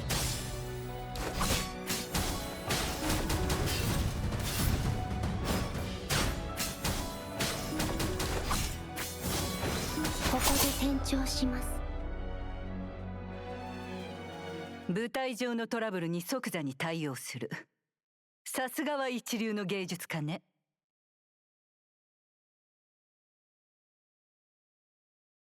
過去は変えられないのです。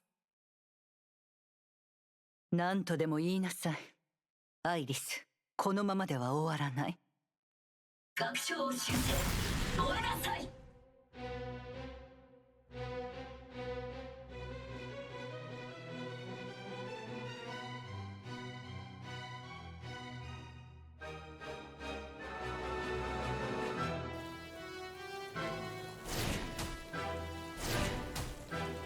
観客に一礼して退場なさい。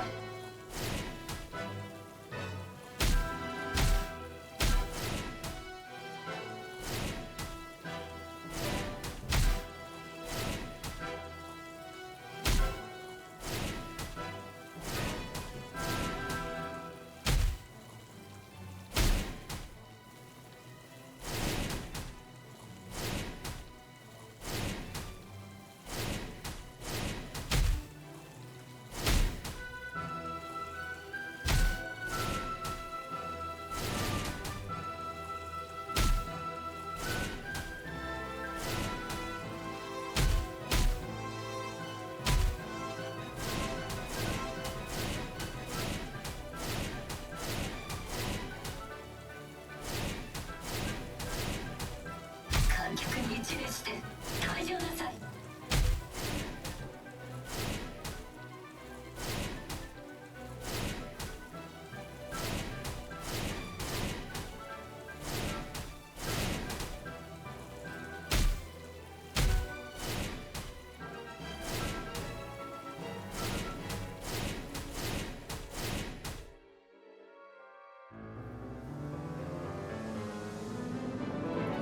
グラーベフォルティッシモ。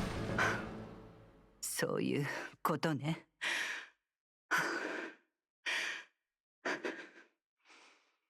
また会いましょう、アイリス。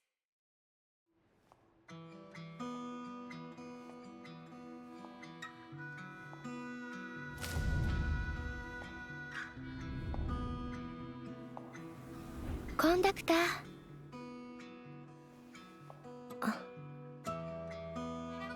もう危機は去りました。今このコアを使えばあなたは元の世界へ帰れます。 What about you, Iris?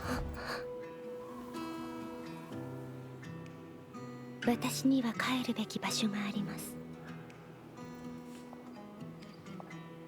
別れこそ人生の主旋律。そんな顔をなさらないで。たくさんの人があなたを待っています。そうでしょう。最後のお別れを言うまでまだ少し時間がありますね。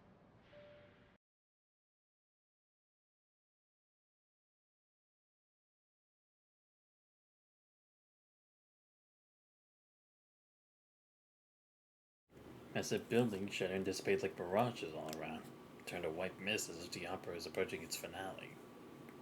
You arrive with Iris at the theater's edge and cross the boundary between reality and illusion.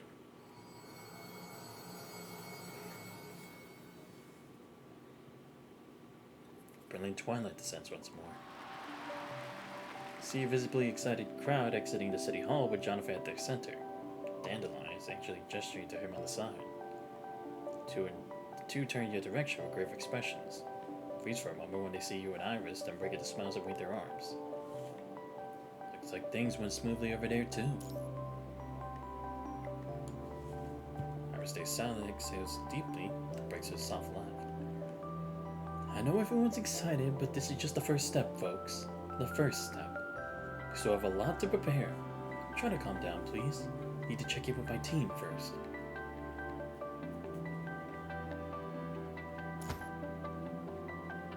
Impressive. Done with the signing? It's not that simple. We're still a long way off from actually signing the New Earth Codex. Right now, Bane has only expressed interest in the idea. I'm afraid I'll be staying here for the next few months. We still need multiple rounds of negotiations, reviews, and signatures. Just the preliminary consultations for the treaty will take a full week.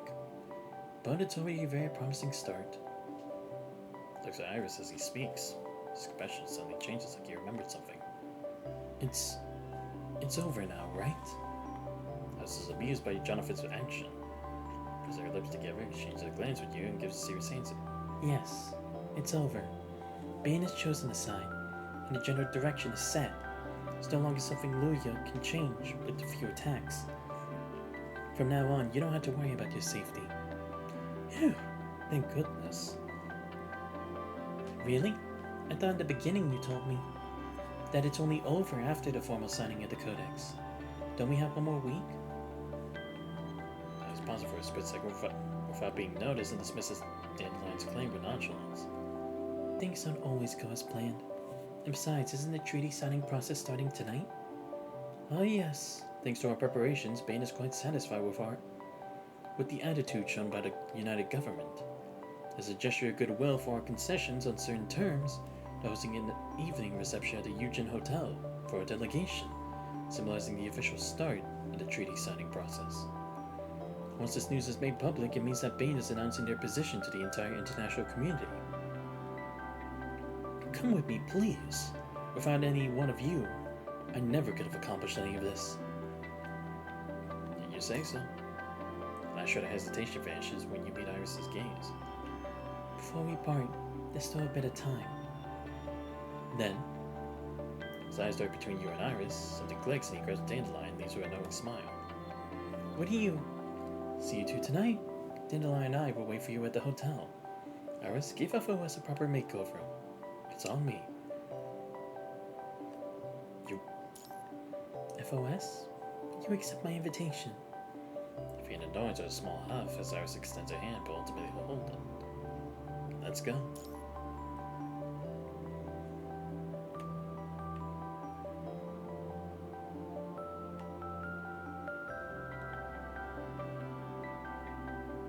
The festive marketplace is lined with promotional signs for sales, discounts, and free gifts. You stroll into several clothing stores, patiently standing like a mannequin while Iris takes her time shopping. Give her a helpless look before Iris finally notices your expression. She lets down a laugh as she calls over and click to pay. I'll take all these, plus the one FOS is wearing now. Everything together. Here, go change. Take your own clothes from Iris and enter the fitting room. When you come out, you know she's carrying several shopping bags. Where should we go next? We're done. Let's head back. Reach out to take the bags from her, not understanding what she means. But didn't you say these weren't suitable? I just wanted to fulfill a little wish of mine. I know you wouldn't be comfortable wearing these. We'll just take them home. This outfit does suit you better. You look more lively in this. It gives me peace of mind.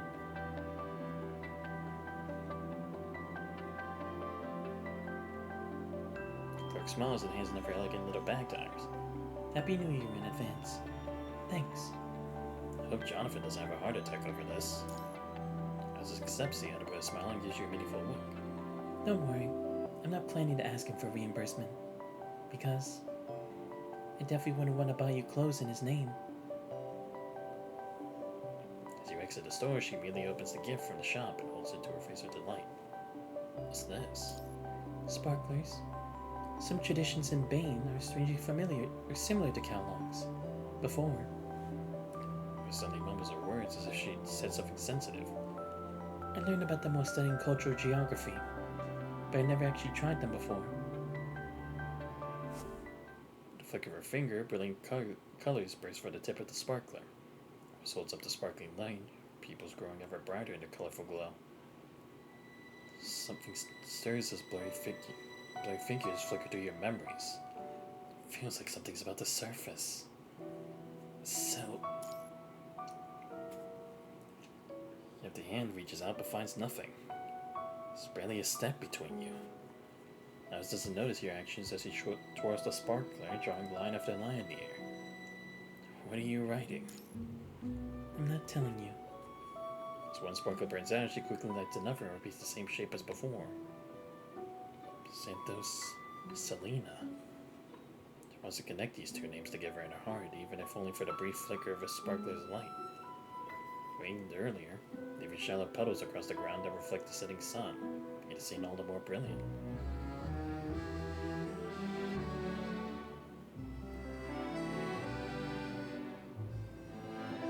Alice crouches down, silently watching the sparkler's flickering reflection of the puddle. It's almost out. The sun is about to sink below the horizon. This dream, stolen for the weaver of time, is about to end. It's getting dark. Yes. Yeah? Which timeline do you actually belong to? Alice doesn't answer, but she look up. These gaze her own reflection of the tunnel. Is this information also under confidentiality protocols? Do you want to come find me? You can't. We are too far apart. It's like going from the very top line of a musical staff to the very bottom.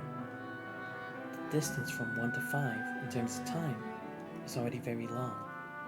Then, If you want to contact me, just write me letters. Howard smiles in the reflection.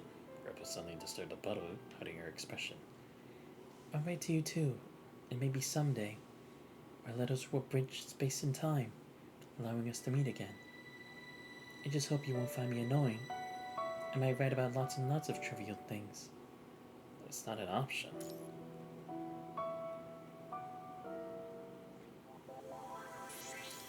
Alright, and we will save this rest of the stuff because it's not going to be that long now till I finish the next time. But before we finish here for today, gonna do a bit more of the character trial stuff. Do more of the closing salutation. Put the same theme as before. Yeah, I'll keep putting the trial. 皆さんとコンチェル Still ト need to level up mine. とても光栄です。 Because it's like, right now, her weapon and her level is max, but I need to enhance the memories that I have equipped onto her and get it ready. Ah, damn, he still has her as the leader. Okay, give me a second. There we go. 私のリズム、お気に召していただけると良いのです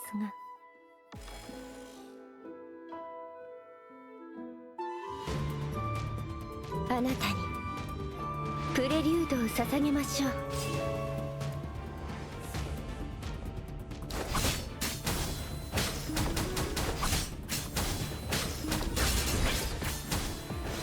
共鳴のつるね。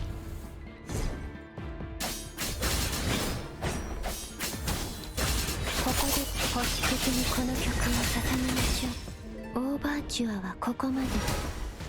ライトモチーフを奏でましょう。共鳴のつるね。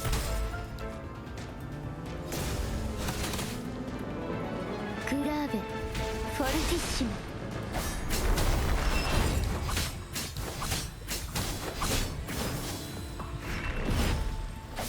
ピッチがずれました。共鳴のつるね。オーバーチュアはここまで。ライトモチーフを奏でましょ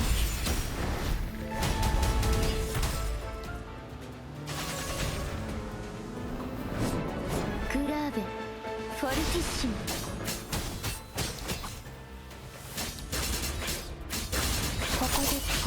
にこの曲を捧げましょう。オーバーチュアはここまで。ライトモチーフを奏でましょう。共鳴。グラーベフォルティッシモ。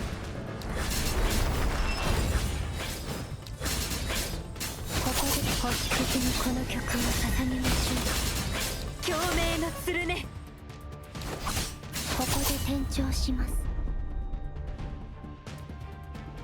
この音色たちが心地よいスコアを織りなすのです。 Alright, not bad. Oh, and I did it. A second. That's good. Alright, last challenge. Let's do this. Alright.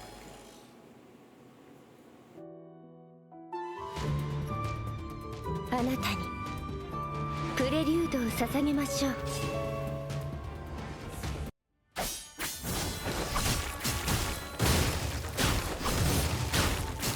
ピッチが共鳴のするね。光明が響き空を飛ぶ。オーバーチュアはここまで。ライトモチーフを奏でましょう。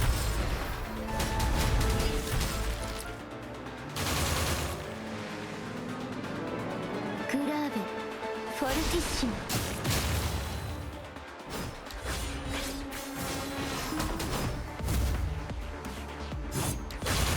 共鳴がするね。ここで星屑にこの曲を捧げましょう。共鳴がするね。オーバーチュアはここまで。ライトモチーフを奏でましょう。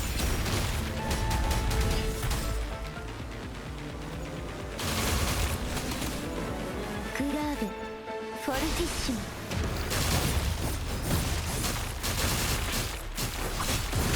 えい、ここで転調します。共鳴がするね。オーバーチュアはここまで。ライトモチーフを奏でましょう。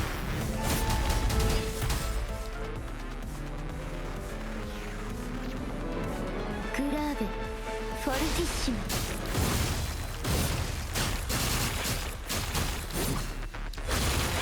ここで星屑にこの曲。共鳴がするね。弦の調べは連綿か。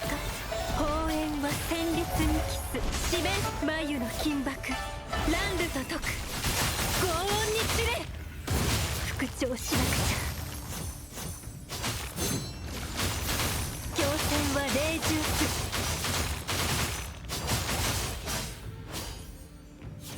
強戦は霊獣す。光明がき強戦は霊獣す。強化残響に乗せて全て滅びなさい。命令に偽りを破壊。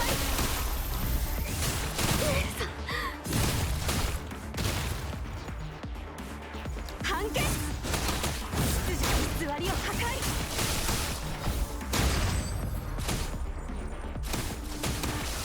偽りグレープノートを添えましょう。秩序再建。偽りを破壊。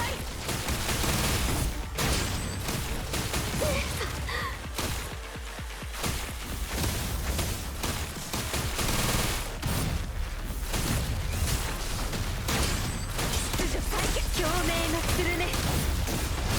決意の刃で暗闇を切り裂く。光明が響き空を飛ぶ。ここで星屑。共鳴がするね。オーバーチュアはここまで。ライトモチーフを奏でましょう。光明が響き。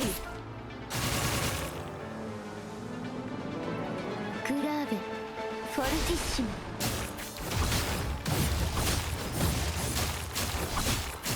ここで星屑にこの曲を捧げましょう。オーバーチュアはここまで。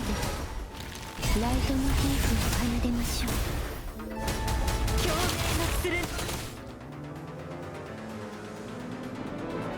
グラーベフォルティッシモ。ピッチがずれました。私もまだまだできます。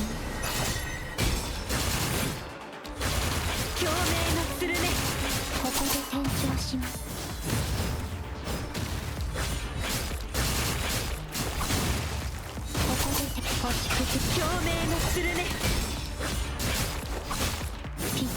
れました。私もまだまだですね。羽ばたく鳥と流れる霞に捧げます。ここで天地星屑に共鳴がするね。オーバーチュアはここまで。ライトモチーフを奏でましょう。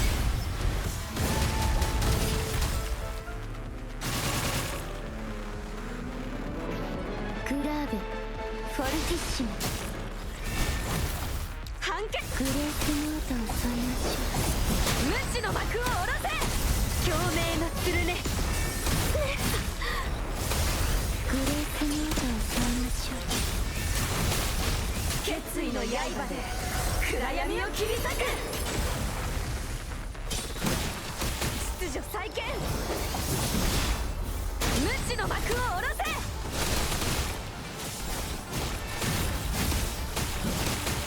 秩序再建。共鳴がするね。グレースノートを添えましょう。無知の幕を下ろせ。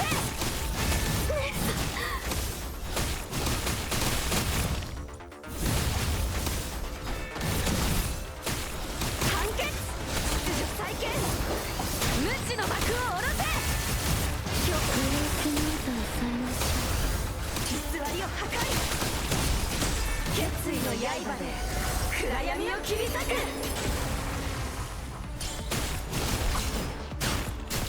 あなたにプレリュードを捧げましょう。共鳴がするね。光明が響き空を飛ぶ。ここで転調します。共鳴がするね。ここで転調し星屑にこの曲を捧げましょう。オーバーチュアはここまで。ライトモチーフを奏でましょう。共鳴がするね。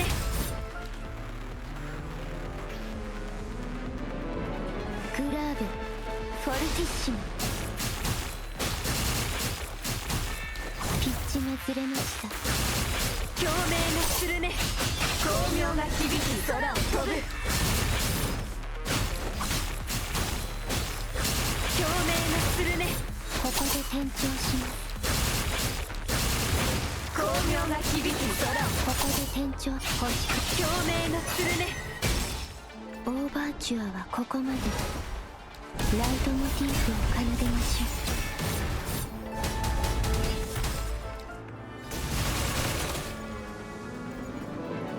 う。グラーベフォルティッシモ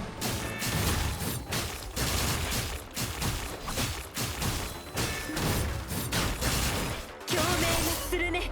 星屑にこの曲を捧げましょう。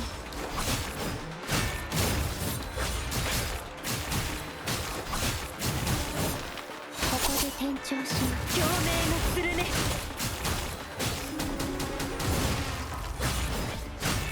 ピッチがずれました。私もまだまだですね。ここ共鳴がするね。オーバーチュアはここまで。ライトモチーフを奏でましょう。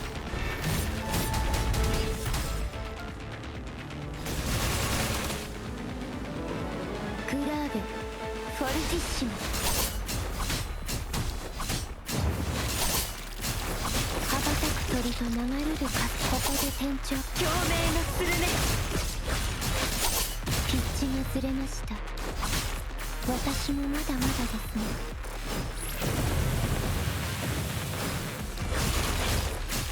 ここ共鳴がするね。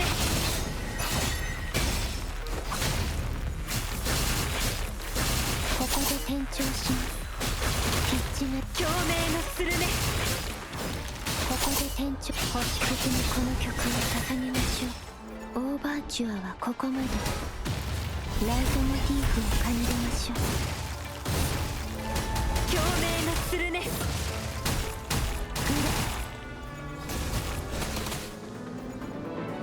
グラーベフォルティッシモ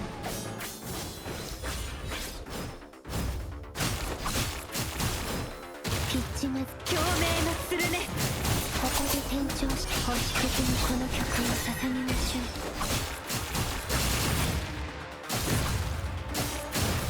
ここで転調し共鳴がするね。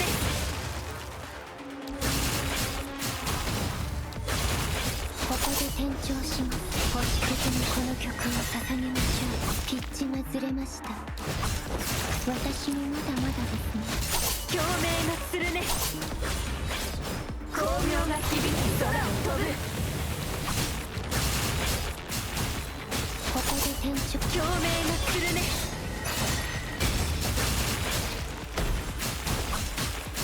ここで転調します。共鳴がするね。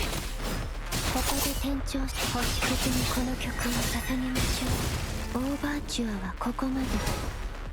ライトモチーフを奏でましょう。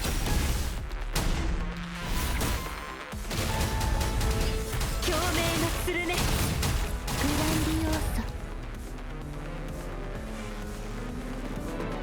グラーベフォルティッシモ。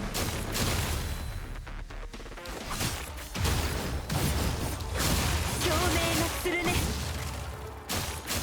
ここで転調し、星屑にこの曲を捧げましょう。オーバーチュアはここまで。ライトモチーフを奏でましょう。共鳴がするね。グラーベフォルティッシモ。ここで転調し、星屑にこの曲を捧げましょう。羽ばたく鳥、ここで転調し、共鳴がするね。ここで転調します。光明が響き空を。共鳴がするね。ここで転調します。ここで転調。星屑に共鳴がするね。オーバーチュアはここまで。ライトモチーフを奏でましょう。即興にレゼリブ。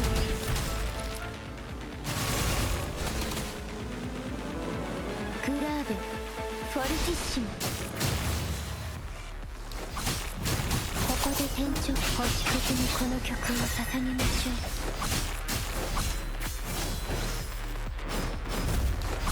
ここで転調します。共鳴がするね。転調。星屑にこの曲を捧げましょう。オーバーチュアはここまで。ライトモチーフを奏でましょう。共鳴がするね。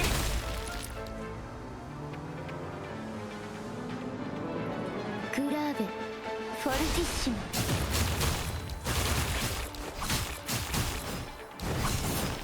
ここで転調し、共鳴がするね。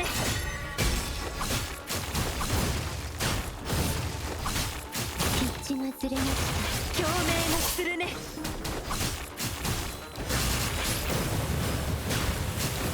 ここで転調。星屑にこの曲を捧げましょう。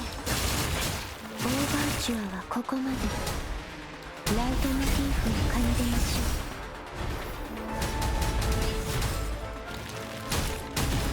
ここで転調し、星屑。共鳴がするね。ここで転調します。幅ピッチがずれました。終幕のカーテンコール。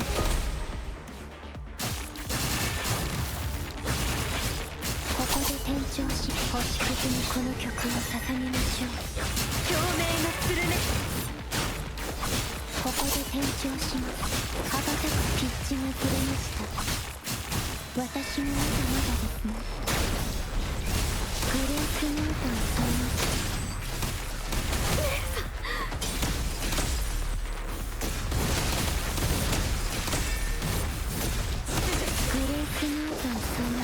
無知の幕を下ろせ。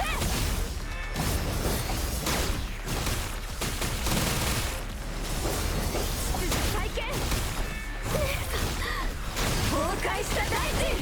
決意の刃で暗闇を切り裂く。剣の調べは連綿と四面足眉の金箔。乱舞と解く高音に散れ。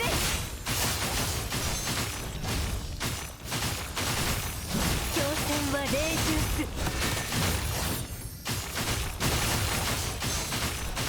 挑戦は霊獣す。挑戦は霊獣す。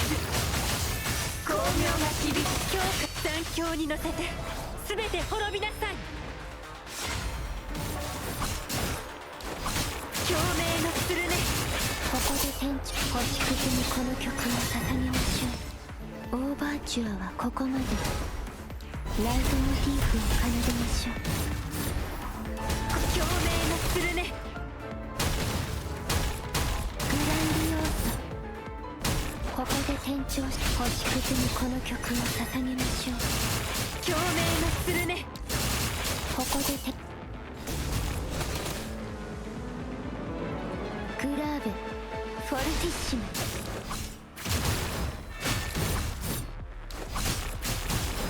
ここで転調します。共鳴のするね。ピッチがずれました。私もまだまだですね。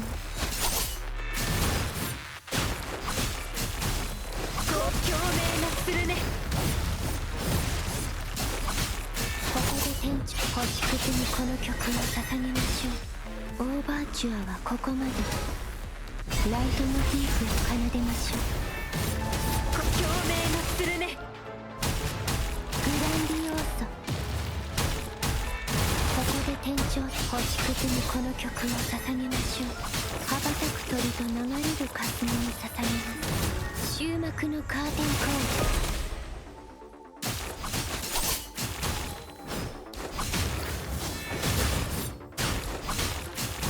ここで転調し星共鳴のするね。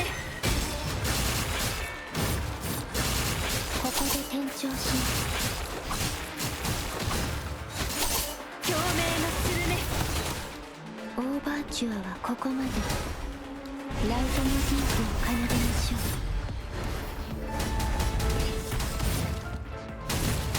グランディオーソ。ここで転調し星屑に共鳴のするね。この音色たちが心地よいスコアを織りなすのです。 Yes, did I know that took so long? Of course I fucking did. But hey, I just had to accept it for what it is.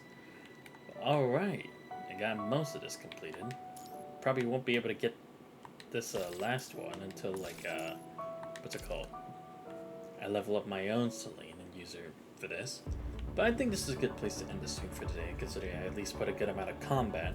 So next time when we head back onto this, which I'm gonna see if maybe I'll do it on Saturday, because I want to set up one game for Saturdays now, and considering I am also going to try to pursue to do a good number of the floating records as well, until I catch up on Atelier Yumiya, that's going to probably be what I decide to do. I'll make sure to either make those changes today or tomorrow on the schedule. As for what I do on Sunday, I don't know. I might, because the thing is, we're getting pretty close to, or at least I think we're getting close to Trust in the Sky 3rd for finishing that game. But I guess I could just put that there for now and see what happens. And for everything else, we'll just see where we go from there. Like I said, tomorrow most likely will be a Honkai Impact 3rd, because I do actually need to finish that story first before we move forward and continue with the next update. Because again, I initially wanted to do a double stream for today, but unfortunately I could not.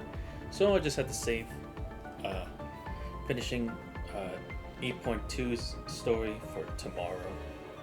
But anyway, I hope you guys enjoyed seeing. This thing with Selena is honestly going pretty well. Again, I just feel like it sucks for me just because I am missing context on the relationship between the two. Because like I said, I tried doing that event, or tried doing that challenge thing that's supposed to help me with this. Let me see, what was it called? This thing, right? Recitativo de Fantasia. But it just takes too fucking long for me, and I honestly don't just want to wrap myself up for like always have to take so long just to get to one round of that part, you know? That's what's really keeping me away from doing that, is like supposedly that's supposed to be the main story part for her. It's like, it sucks because I really do want to learn more about her to get to this, before we got to this point, but it's just such an annoyance that I just honestly could not be bothered with that. So that's why it's like all this stuff with Selena is new to me. But it's honestly going pretty good, honestly. Kind of a bit like a spy movie, kind of a bit like a romance and kind of stuff. So yeah, honestly really cool. And again, I need to actually do a better job at actually understanding how to use Selena. It's like, I understand at least some of the parts, but I feel like it's like I could be doing better. Again, it could just be that the one I used, like the trial one, just wasn't up to task for what it needs, considering it did recommend BP6000. I kind of am almost there, but I do need to upgrade these upper resonance memories with attack and crit, which I do know is like the stat I need. I did check the PGR page for that. So hopefully when I do that, and hopefully if I can at least get it to SS in due time, that's probably all to do. And I did finally get a Hanying Solace tune to SS, by the way. Finally. Took me a while, but I was able to do it. So I probably will focus more on Selena just because I need to improve my physical team a lot more, as opposed to my dark team, which is still pretty sufficient when it comes to PPC and stuff. So that is probably going to be my main focus for the time being. Like I said, we will continue with this. We will finish the story part next stream, then focus on floating records until the Vera update comes out, and we'll see what we do from there. But anyway, if you guys did enjoy the stream but you're not already following the channel, please make sure to follow. Much appreciated. Check out my YouTube channel, I post a lot of all, and subscribe there as well. Join Discord, you guys not already. Links are all those on the channel. But this has been Xanthus, so I hope you guys have a great rest of your night. See you guys next time. We're out. 無言で過ごすのも嫌ではありません。あなたとすべての時を過ごしたいのです。朝と夜を繰り返し、他愛のない日常をいつまでも